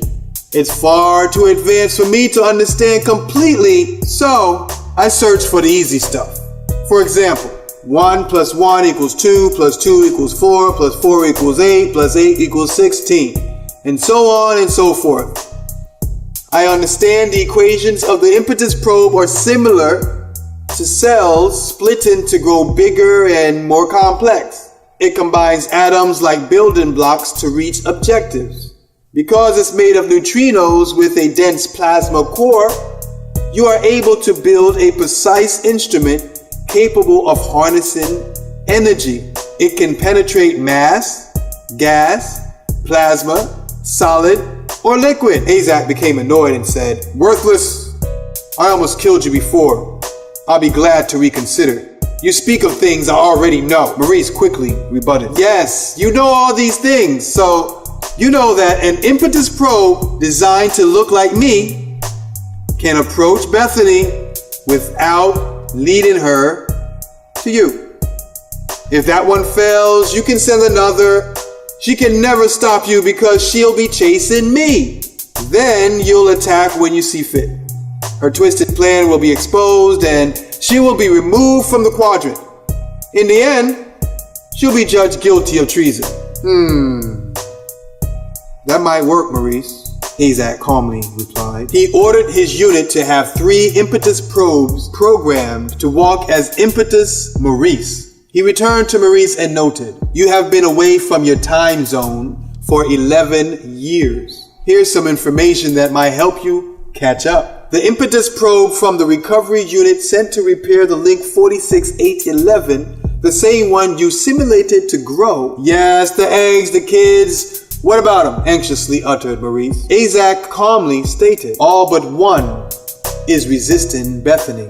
Not the one you call Dallin. He is unable to speak due to an injury. I can't find Kishara's location. You have your hands full. Those kids are at war with each other, and your catalyst has forgotten about you. Don't get distracted. This is an illustration. As soon as the probes land, they will crawl to your body and take in your scent. We are unable to calculate your scent. It has to be sampled. After that, the probe will then project your image and form an impenetrable force field around your body. No one will be able to see your body as long as the impetus probe is active. Only if it is destroyed will your body be exposed. However, the second and, if needed, the third impetus probe will be activated. You have 3 chances. If you fail, you die. I never knew you. I gave you tools that will help you pose a real threat to Bethany. If nothing else, you will have enough to distract her. I will decide if and when I will strike. Goodbye, Maurice. Maurice asked, "Wait, how come I can understand you?" Azak exclaimed. "You don't understand me. This was like a dream to you. You only know what you think I'm saying. Now wake up." Maurice opened his eyes and wondered if he was back on Earth. "Ha! It was a dream." Maurice rejoiced. Azak responded, "Not a dream, it's your local time cycle 2062. You have been gone for 12 years. "What? How are you in my head?" Maurice asked. Azak said, "Remember, you are mine, Maurice. I see everything you see, and an infinite amount that you'll never see." Azak is able to monitor what Maurice sees and does, but he isn't able to be there at all times. He warned Maurice, "Remember your objective. Don't make me have to remind you." "Yes, I know what I must do," Maurice replied. "Victoria Bethany is a neutrino probe like me right now. With the tools you gave me, I will disable the neutrino probe, revealing the location of Bethany or Victoria or both." Sounds crazy, but I get it. Chapter 8. Get to work, Impetus. Maurice was absent-minded as it has been 12 years, so he was completely unaware of the changes on Earth. However, he studied the files he accessed about Nomatica through Azak's connection. He was unnoticed when his signal accessed information. Maurice learned that he can disable an Impetus probe by placing it in between the opposing ends of 2 magnets. The strength of the magnets will determine how long it takes for the probe to lose its sequence. Once out of sequence, the projected image fails and exposes a manufactured device no larger than a softball. In this dormant state, the Impetus probe can be stored in a metallic container underwater or frozen. Azak kept Maurice secret because he wanted to impress Commander Zorko. If Maurice succeeds and finds out that Legions of Bethany is up to no good, then Azak plans to make Link 46811-1 dormant and advise Commander Zorko. Azak said to Maurice, "It's not crazy. I programmed many abilities into your Impetus probe. You will learn how to increase the magnet's strength as you build the magnetic field through your hands." Maurice looked at the time and thought, is it really 8 o'clock a.m.? 12 years later? No way, had it gone by so fast?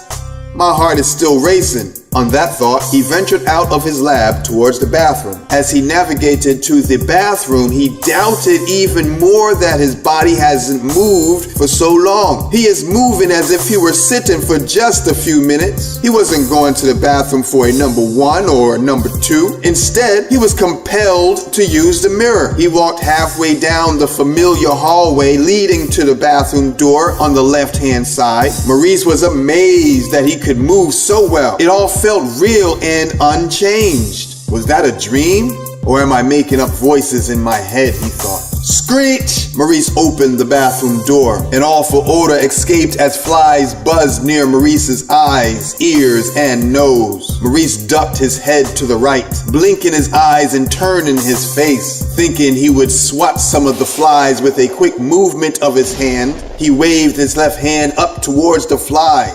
His middle knuckle on his middle finger carved a groove into the bathroom door. The sudden impact of the creaking door pulled it off the rusty hinges. As his hand waved in the air, the force of his movements required the molecules to expand. Maurice not only carved a groove into the door, he parted the section of space that followed the path of his hand. This had him in awe. With a simple wave of his hand, he caused a semi-controlled explosion. Semi-controlled because once he realized what he was doing, he stopped it immediately. Okay, there goes the dream idea. What do I look like? He wondered. Maurice stepped into a bathroom of broken tiles occupied by mold and other infectious organisms. He looked into the mirror and saw no change in his features. Wow, this is something. It looks and feels so real, he said. Azak replied. Once you're done admiring your hideous reflection, would you mind carrying out your mission? Remember, I'm here and I can terminate you at my leisure.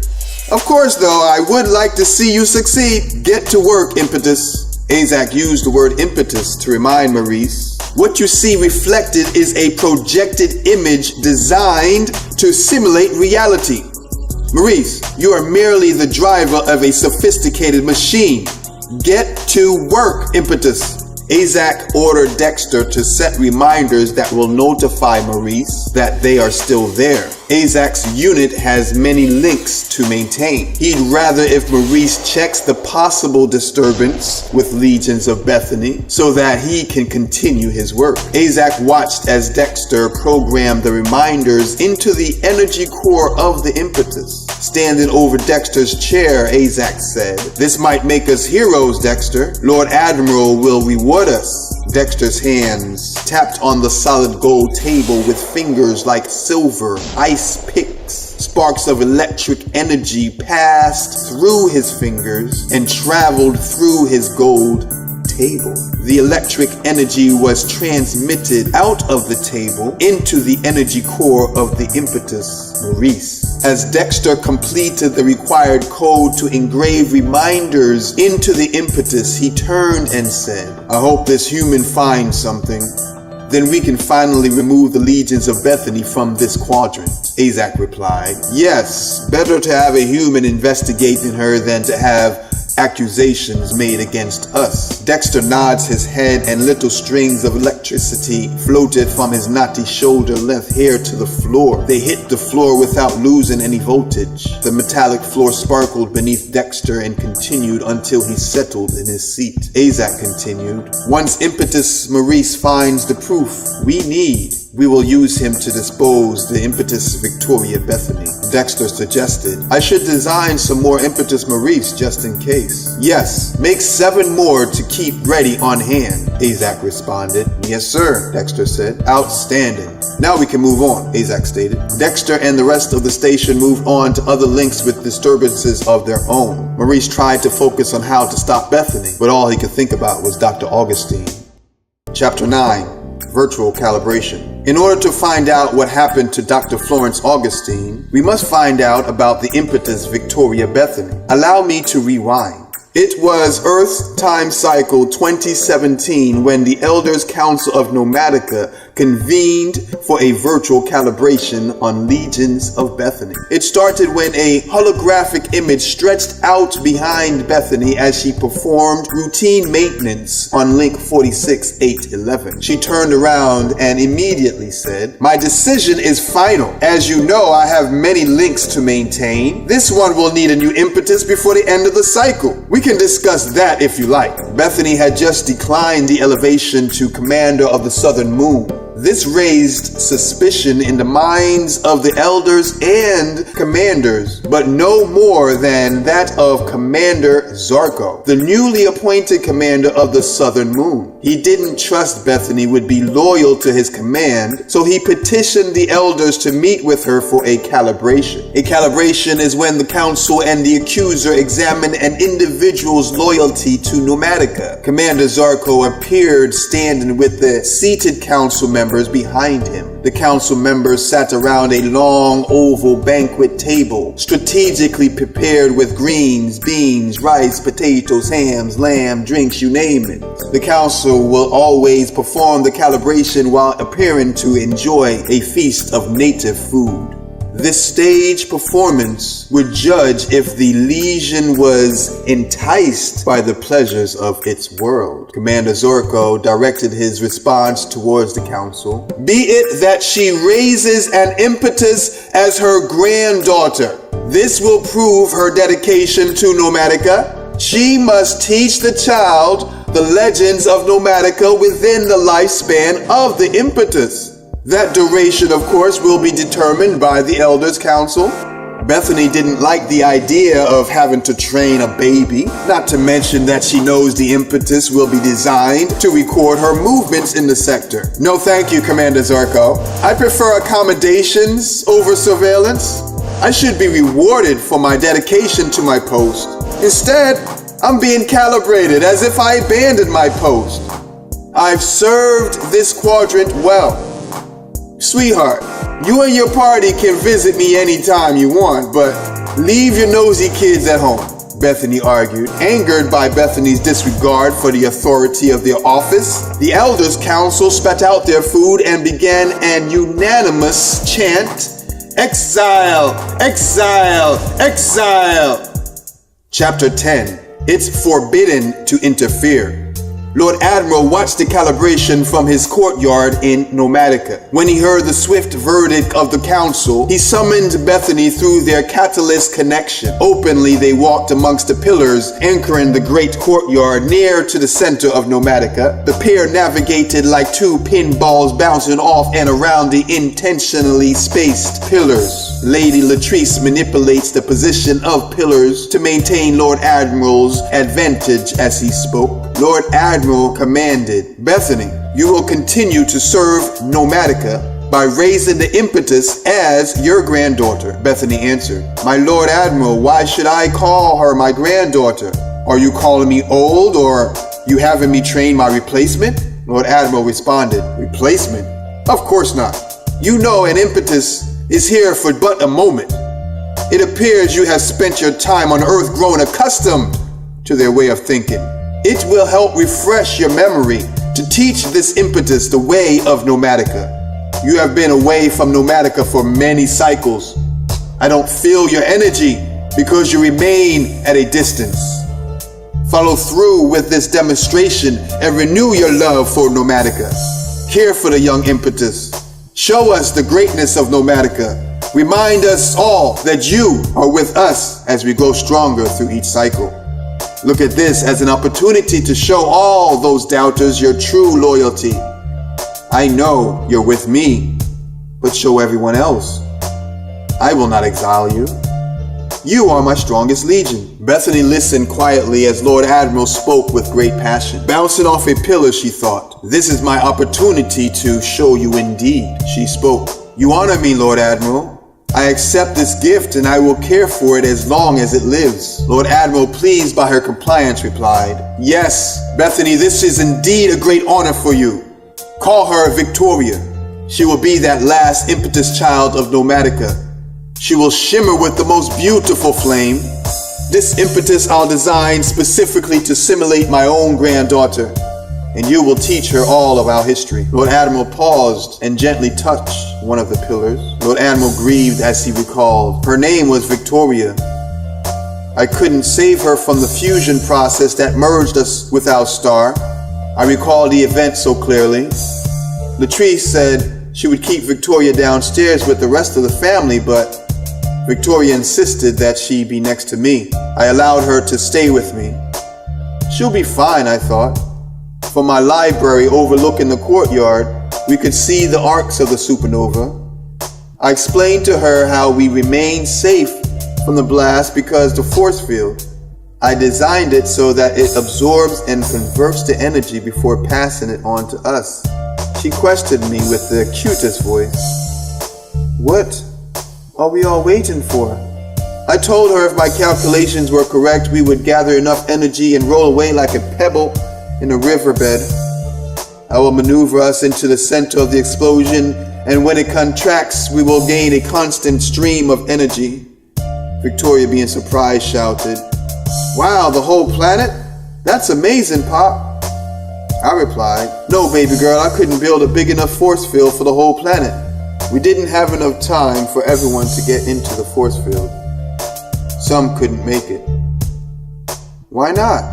"I had to close it."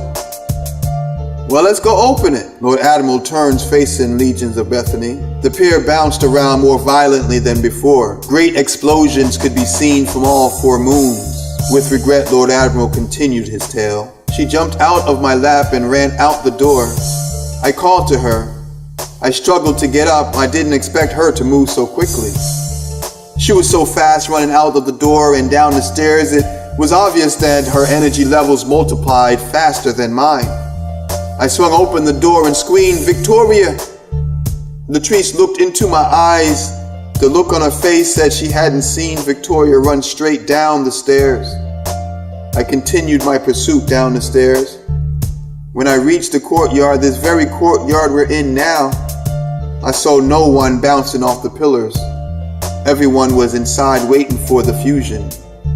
There was no one looking for Victoria but Latrice and I, who ran up behind me. She asked me, "What happened?" I told her. We were talking, then Victoria jumped up to go save the people outside the force field. The both of us, Latrice and I, then could be seen running through the streets calling her name. "Victoria! Victoria! Victoria!" No one came out of their homes because I gave instructions to remain indoors no matter what. We never found Victoria. Lady Latrice and I haven't truly rested since. Now Jameer, the commander of the Northern Moon, that was his daughter. He is my son. He supports this demonstration of love and is pleased to give you the honor. Jameer bounced into view just for a moment and said, "Bethany, give us this brief memory and we will know your loyalty." Bethany, using this opportunity to gain a measure of leverage over Lord Admiral, thoughtfully replied, "I knew about the lost child Victoria, but I had no idea that she was your granddaughter. Yes, my old firefly, I will raise her as my own granddaughter. Thank you for such a humbling way to serve you and Nomatica." "Outstanding," said Lord Admiral. "When the impetus life cycle has expired, you can place the neutrinos in a link. We will have a proper ceremony for my beloved granddaughter. But I need an impetus for a link now. The current impetus in link 46811 will not make it to the end of the cycle. Don't get me wrong, I will train the impetus Victoria. However, I stand in need of an impetus I can use immediately," Bethany insisted. Lord Admiral replied, "Understood. Don't be concerned about any of that. Lady Latrice has several recovery units on standby. If and when the link breaks, Commander Zorko will have a complete recovery unit dispatched." Bethany was excited about the recovery unit, but didn't want to show it. She deflected by asking, "Are you really going to tell everyone that Victoria is your granddaughter? Why are you getting sentimental? Have you been on Earth too long as well, my Lord Admiral?" Lord Admiral laughed. "The recent events involving your decline in the elevation has prompted this action. Your choices have led to some long forgotten or rarely thought of events. This one event I'd like to see closed out right and honor the memory of my beloved granddaughter. We will celebrate the day when she is sealed within a link of unending cycles." Bethany suddenly stopped in empty space. No pillars within an arc's reach of her suspended frame. She hovered like an angel of light, with spectacular colors glistening around her. Lord Admiral, after collecting his golden robe, slowly approached her. Then she continued her diplomacy. "Understood, my lord. Victoria is precious to me. I will care for her and teach her the ways of Nomatica." Before Lord Admiral could reply, legions of Bethany signed off the virtual conference and moved on to link 46810. She was on her return cycle, leading her to the planet Mercury. Therein she maintains 1,000 of her links. Due to the abundance of the energy flow in each of the links, it would take her 4 days to complete the maintenance. Before completing her links on Mercury, Bethany received notice. "Lord Admiral informed your provisions have arrived at link 46811. Bethany gathered all of her legions together at link 46811 to start activating the impetus Victoria. Bethany had no intentions on teaching Victoria about Nomatica. Her loyalty is not to Lord Admiral. She plotted, "I will not be subject to Lord Admiral anymore. I will use your beloved Victoria as my personal slave to further my plans." Bethany was content being left alone in Sector 18, where she ruled without opposition. She saw the power she could harness through the humans. Bethany decided to raise Victoria as a normal human child and tell her nothing about Nomatica. Bethany disabled the tracking signal in the impetus before activating the birth sequence. She knew Lord Admiral would want to get reports on Victoria's progress. She reported to Commander Zorko. The impetus Victoria has arrived defective and won't activate. Commander Zorko replied, "You are aware of the importance of this impetus. Lord Admiral would be greatly disappointed if it fails. Make sure that you do all you can to get it going." Commander Zorko knew Bethany did something to disable the impetus Victoria, but had no way of proving it. Bethany commented, "I did everything I can and it's not taking any commands. Can you try to activate it remotely?" Commander Zorko said, "I have no connections, as if the tracking signal was disabled." Bethany replied, "As I said, it is defective. Should I send it back for repair?" Commander Zorko graciously replied, "No, Bethany. Lord Admiral just advised me to let it go. Thank you for your continued loyalty to Nomatica. We appreciate your dedication through the cycles and look forward to you rotating to more challenging duties." Bethany acknowledged and signed off.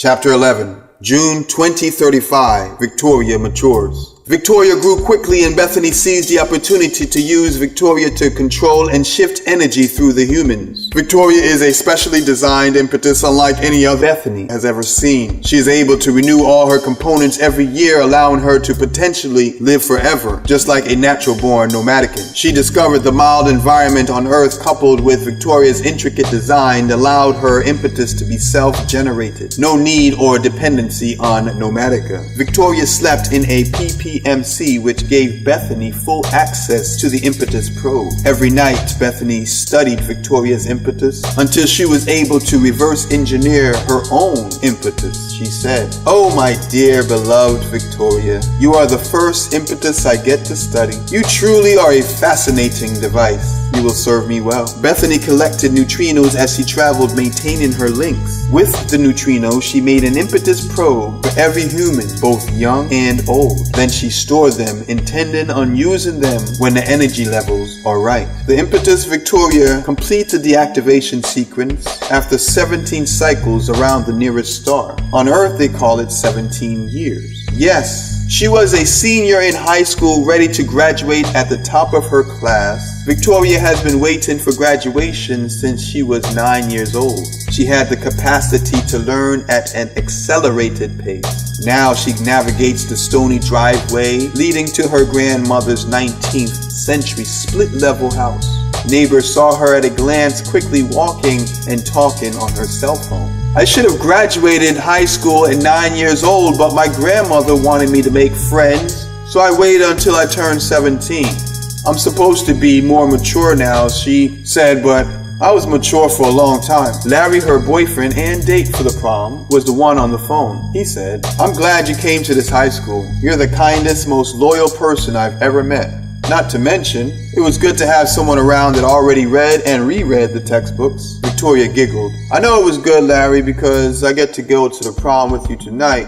I'm so excited about that. Still, I can't wait to graduate. There's so many things I want to do." Larry replied, "Okay. Are you home now?" Victoria answered, "Yes, I'm home now. I'll be ready long before you get here, okay?" Larry said. "Okay, bye, babe." Victoria hung up the phone and strode up the brick steps to open the front door. Upon entering, she noticed the house completely silent. "Grandma Bethany, I'm home," Victoria announced her arrival with great excitement. No answer. Victoria searched the house but found no sight or sound of her grandmother. "Okay, Maybe she's out again. Let me start getting ready. Victoria went upstairs to get herself ready for the prom. She kept wondering where her grandmother was. I thought she said she won't miss me leaving for the prom. I'm gonna need help with my hair, Victoria groaned. Grandma, where are you? Victoria looked at the beautiful river green dress. I really will need help. Just then, she thought, maybe I should check the basement. She hesitated before checking the basement. Hello? She yelled. Her mind began to race. Grandma never wanted me to go in the basement. But where is she? Her car is here. What if she's sick, stuck, or fell? Okay. Victoria, go. Okay, Victoria. Go check on your grandmother. She might need you. After reasoning within herself, she decided to go down the stairs leading to the basement. Grandma Bethany, are you there? Hello? I'm coming down. Victoria slowly crept down the stairs into the dark basement. The only visible light came from underneath a closed door. Victoria walked over to the door and knocked. Hello? Hello, Grandma?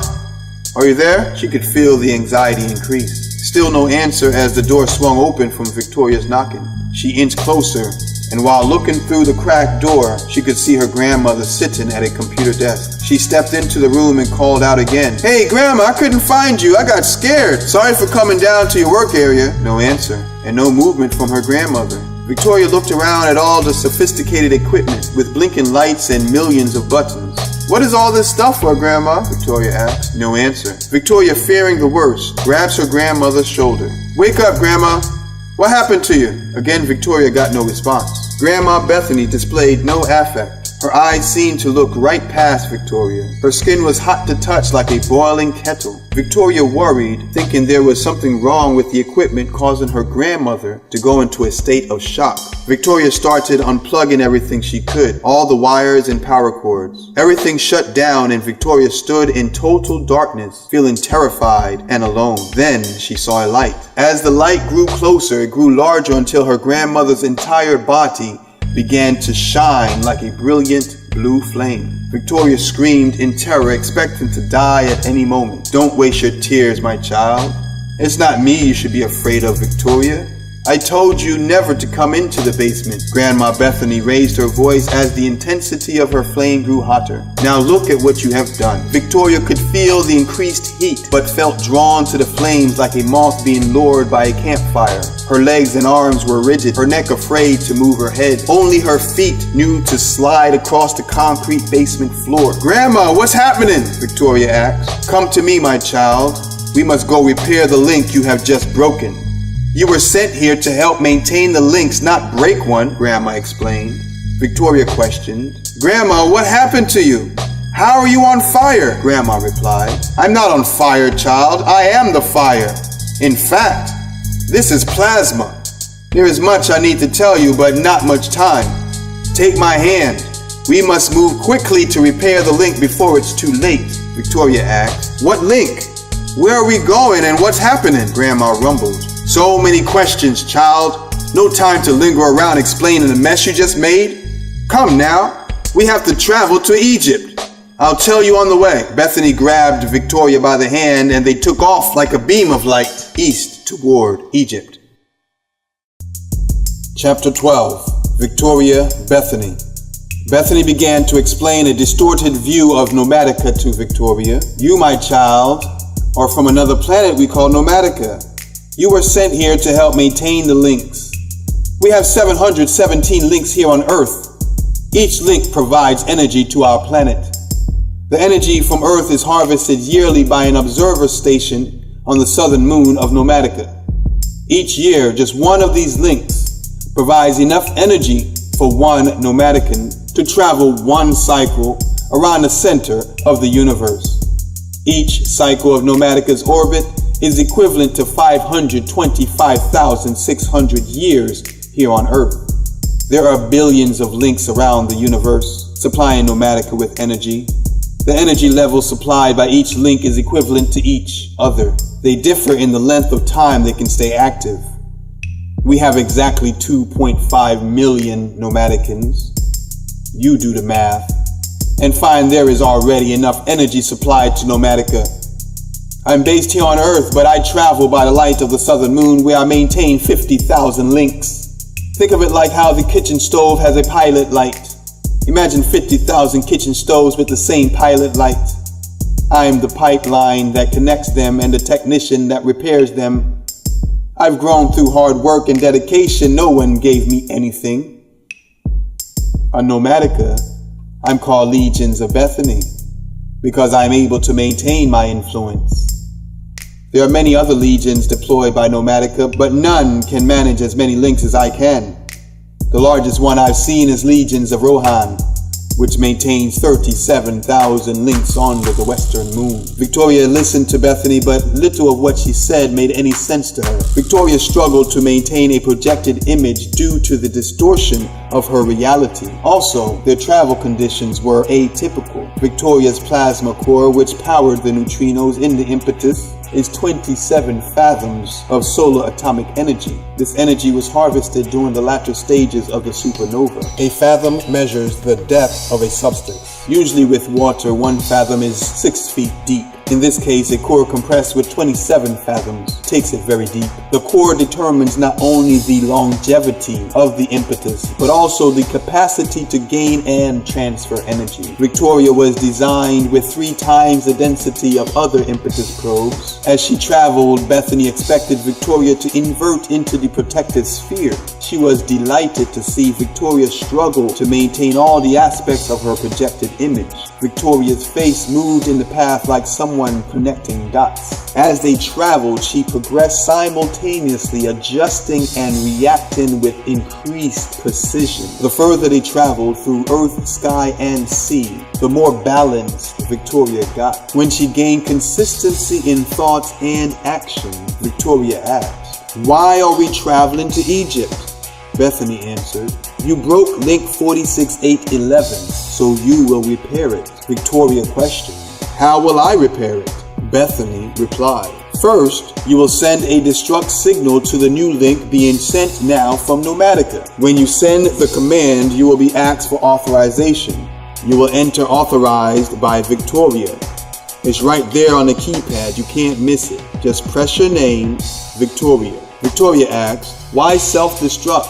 Bethany replied angrily, "Because I never had a link rescue before and they will not say this is my first. No, child, not today. By destroying the recovery unit and rebuilding the link from this end, we say 2 things. Victoria asked, "What 2 things?" Bethany replied, 1, Victoria is here, ready to work, and 2, it's not my fault that she broke the link. The pair arrived at the Great Pyramid of Giza. Their entrance was announced by the weather reporters. "There will be a heat wave coming in from the west. Stay inside because temps will go up to 120 degrees. The quickest way from point A to point B is a straight line." That's the way Bethany traveled to the link balanced on top of the largest pyramid. Victoria and Bethany entered its chambers perpendicular to the square. Once they were centered above the peak, the pair accelerated down into the balance created by the point. A simple illustration would show a room built on the pinnacle of the Great Pyramid, perfectly balanced within an invisible cube. Birds learn to avoid the room due to the radiation. Bethany is an offspring of Nomatica. She naturally assimilates energy, like a whale maneuvering through different oceans. She can maneuver through different types of energy as it radiates from its source. The duo entered the cube of invisibility that houses the link 46811.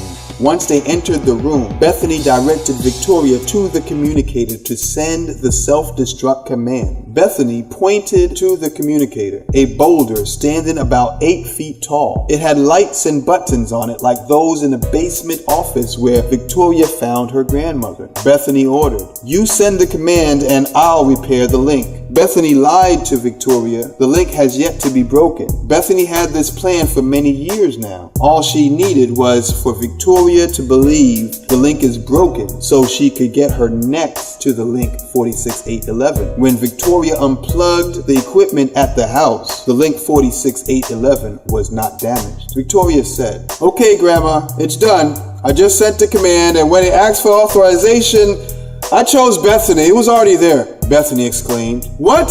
I told you to put your name." Victoria replied, "Sorry, Grandma, I didn't expect it to come up so fast. I was looking for a different screen and I just touched your name." You didn't really tell me how to do it, Bethany responded. Yes, I did, child. I gave you specific instructions, Victoria rebutted. But Grandma, you gave me so much information, and I'm still processing it all. Bethany, infuriated, screamed. Foolish child, I'm not your grandmother. You're just here to cause me more trouble. Stand still. Let me fix your mess. Bethany broke link 46811 and removed the impetus from the link. Energy gushed out like water from a street hydrant on a hot summer day. Then Bethany sent magnetic energy through Victoria, overloading her circuits just enough to collapse the projected image so she can peel the core out of the impetus Victoria. Bethany carefully wrapped neutrinos around a specially crafted plasma core, compacted with 27 fathoms of original solar atomic energy. She rubbed on an extra 2 layers of neutrinos before installing it into link 46811. The core of impetus Victoria is now sealed into the link, and immediately her operating system began processing the flow of energy. Bethany had plans to use the larger, more powerful core from impetus Victoria to carry out her plan to link up the energy from the humans. Bethany calculated that the energy she generated with this core harvested through the humans will enable her to disconnect from Nomatica. As an independent location, she will rule the southern quadrant. She already has the structures built to harvest energy from her surrounding sectors. All she needs is the energy to fill them, then grow from there. Let the race begin, she said. Bethany sent a signal to command, which stated, link repaired. Victoria sent command in error. Bethany walked over to the neutrino shell she dropped on the ground moments earlier when she removed the core from impetus Victoria. Bethany said, now I will use her life that I have built as a normal human to draw the humans into my collection. We will be partners, and when the energy levels are reached, I will terminate my connection to Nomatica. Bethany stepped into the neutrino shell and shrunk into position. She settled her lesions inside the impetus to become the new core. The neutrinos naturally remember their previous state. The projection still looks like Victoria, just an older version due to the stress endured over the last few hours. However, Bethany decided to give the impetus a new name. Victoria Bethany, Bethany thought. If I'm going to drive this impetus, she should share my name. I will tell the people my grandmother passed away, and I will honor her life by carrying on her name. The impetus Victoria Bethany looked at link 46811 and shouted, oh yeah, I have a prom to attend. I don't want to keep Larry waiting. She formed a sinister smile as the activity in link 46811 increased like spikes on a heart monitor. Then she extended up, exiting the cube of invisibility. She appeared suspended in the air above the pyramids. Some tourists took a picture that no one would believe. You know the skeptics said it was the heat playing tricks with the image in the photo. In fact, others said it's a secret military aircraft designed for an individual soldier. I would tell you, however, it was the impetus Victoria Bethany. As soon as she appeared, she vanished into a hyper jump, the same way she arrived. Chapter 13, January 7, 2050. Slim as a pencil, wearing a skirt of the same name, she stood tall at 6 feet 2 inches. She gracefully reached this height by taking steps into stiletto heels. The shoes displayed manicured toenails painted the same color, all black, with a matching blouse. Victoria Bethany wore an onyx and black gold necklace, gently tracing the color of her satin blouse. Her eyes filled with determination and conquest, focused on the Dolo unit. Her satisfied smile led her to Dr. Florence Augustine. Look at her, said Victoria Bethany. She has no idea as she laid there sleeping like a baby turtle, trapped in her shell. Victoria Bethany walked in her 4-inch heels across the marble floor. The rhythm of her footsteps sang a song of hesitation. She thought to herself, can this really be her? She quickly withdrew her thought. Of course it's her. They wouldn't dare mistake this one. She barked at Avatar. Stay alert. Victoria walked over to Florence for a closer look. She confirmed, indeed, it is you, my dear Florence. She opened the Dolo unit and stretched it out into a queen-size bed. Wake up, my love. You will have a personal tour by yours truly. When Florence opened her eyes, she saw through a wall of windows distant mountains painted with snow, trees that seemed tall as the mountains whose branches display their own collection of snow. Florence would have thought she was dreaming, except she felt someone standing to her left. She yawned and rubbed her eyes as she spoke. Yes, thank you. I'm delighted to be here. Florence looked and saw that it was Victoria Bethany. Florence gasped. Miss Bethany? Oh, wow. I had no idea you greet your customers personally. You're not a customer, Florence. You are my guest, Victoria responded. Florence noted soberly. Okay, I know how this goes.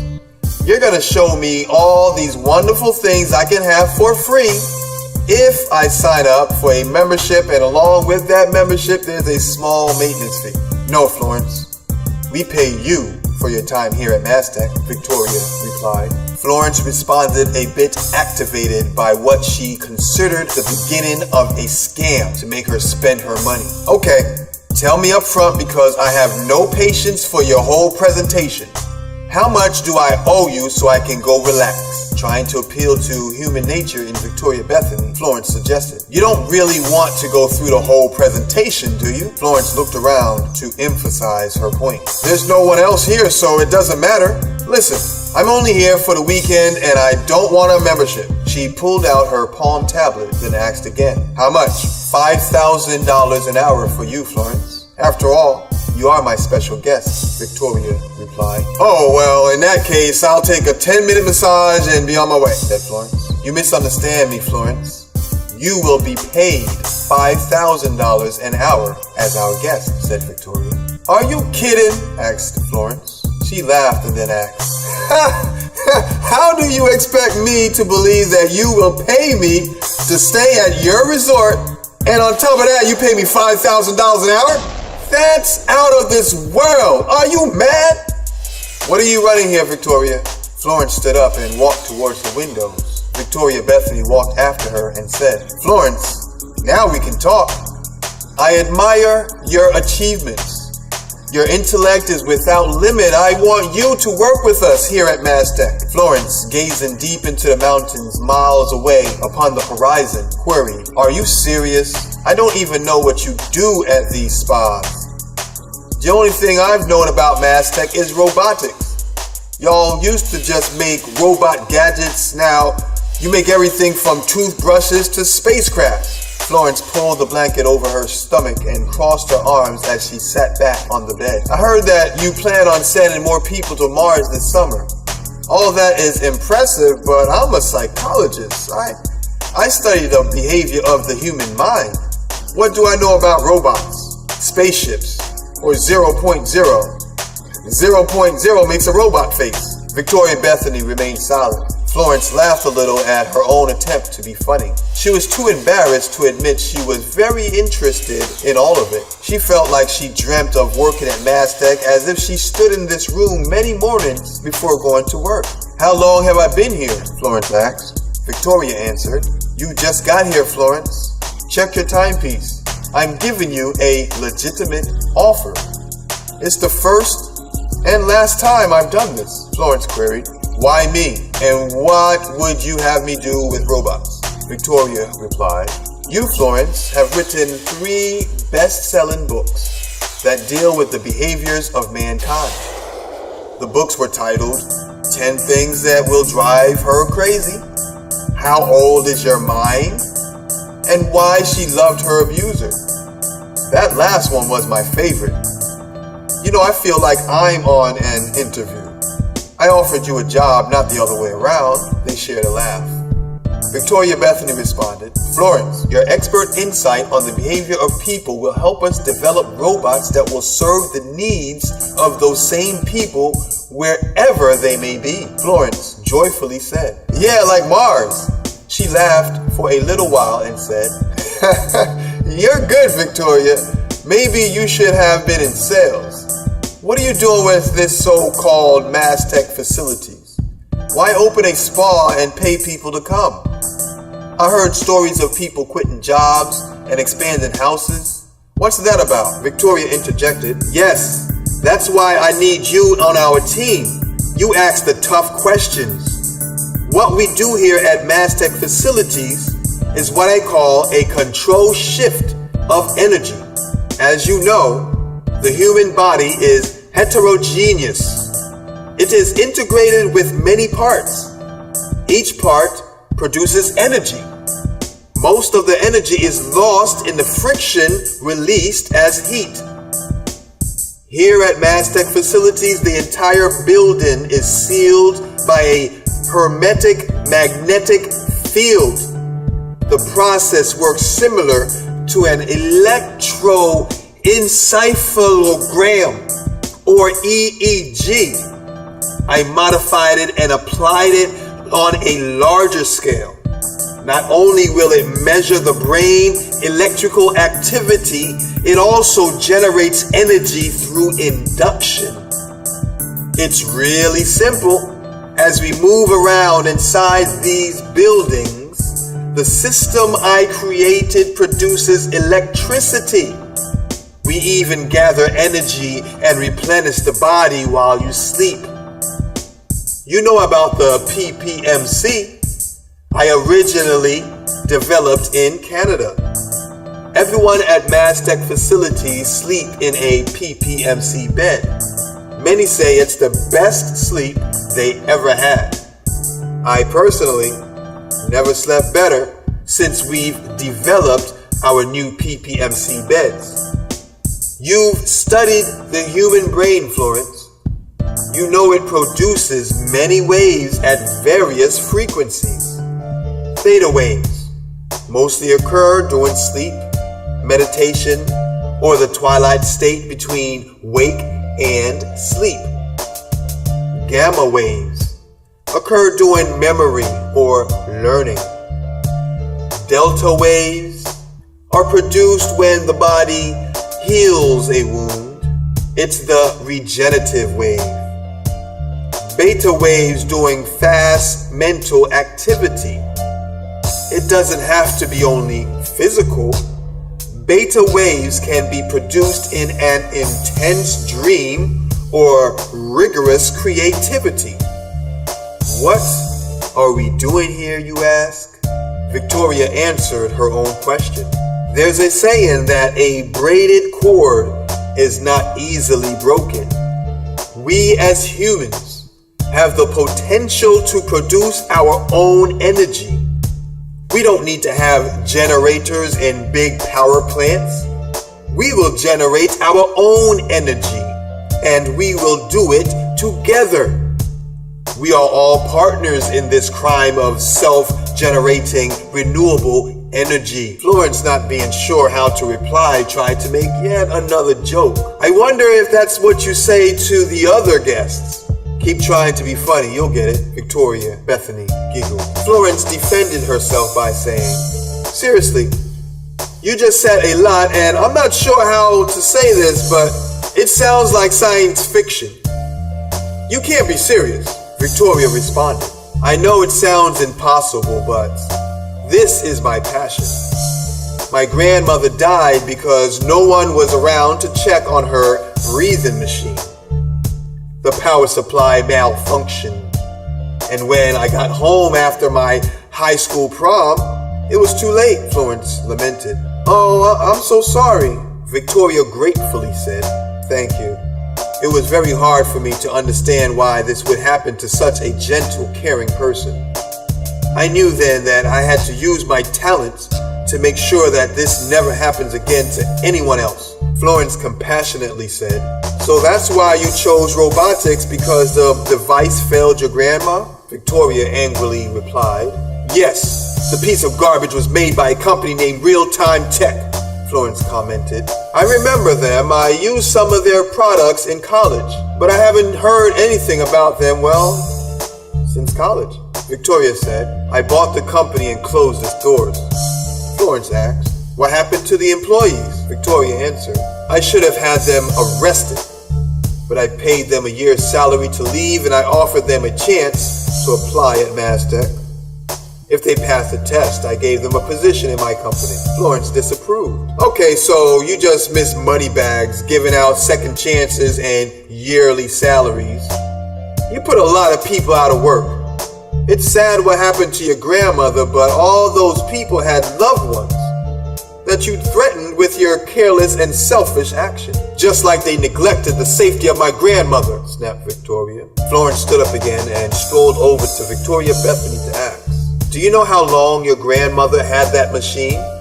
Do you know how often maintenance was done on that unit? What role did you play in this sad story of your rich life? Victoria Bethany turned her back to Florence. Are you trying to insult me? Florence replied. I wouldn't dare try. I either do or don't. The results handle themselves. If you find offense, then maybe you also found my point. Victoria shifted her weight and turned aside to see Florence.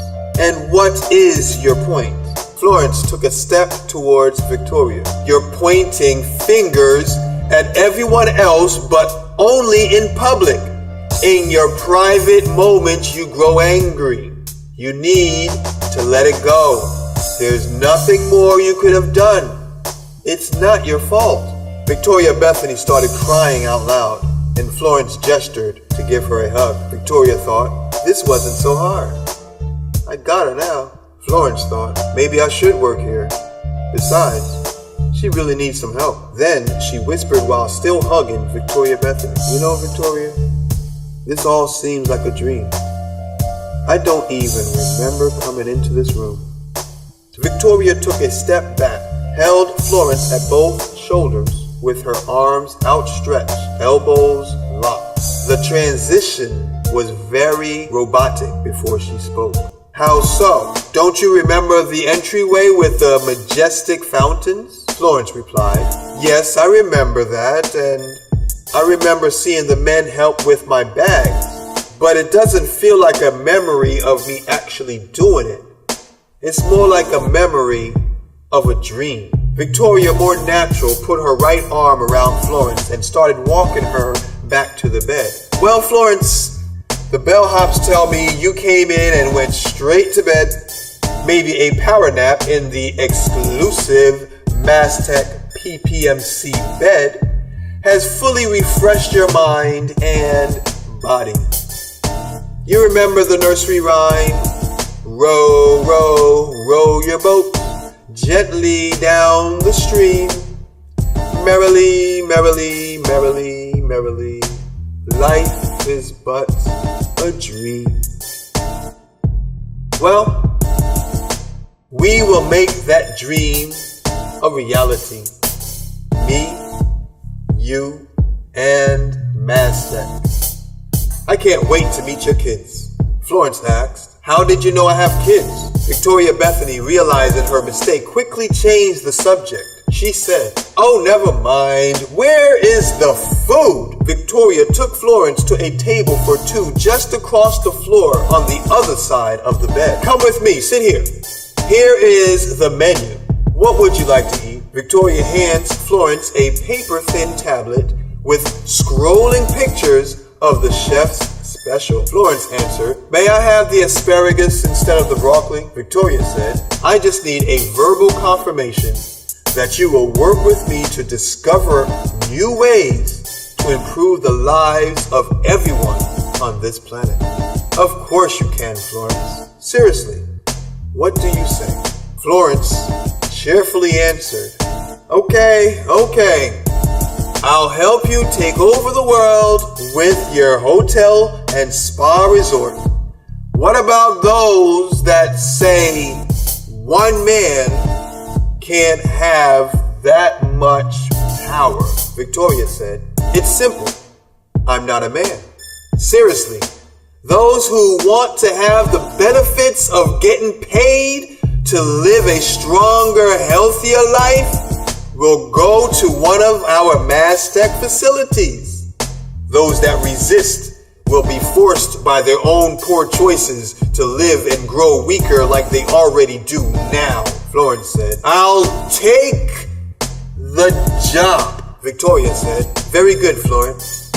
After we eat, I will show you the assimilation station. The two ordered their meal and talked for hours like old friends. Even though Victoria promised to show Florence the assimilation station, Florence doesn't remember going at all. From the moment they began speaking, Victoria Bethany was grooming Florence's every move through her persuasive techniques. Florence isn't seeing clearly anymore, but that started when she initiated the control shift.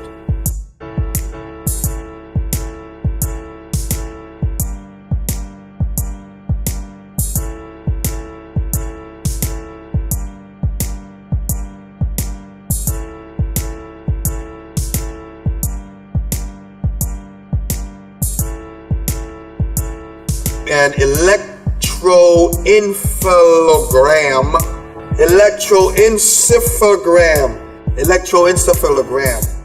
Oh boy, what in the world the boy said?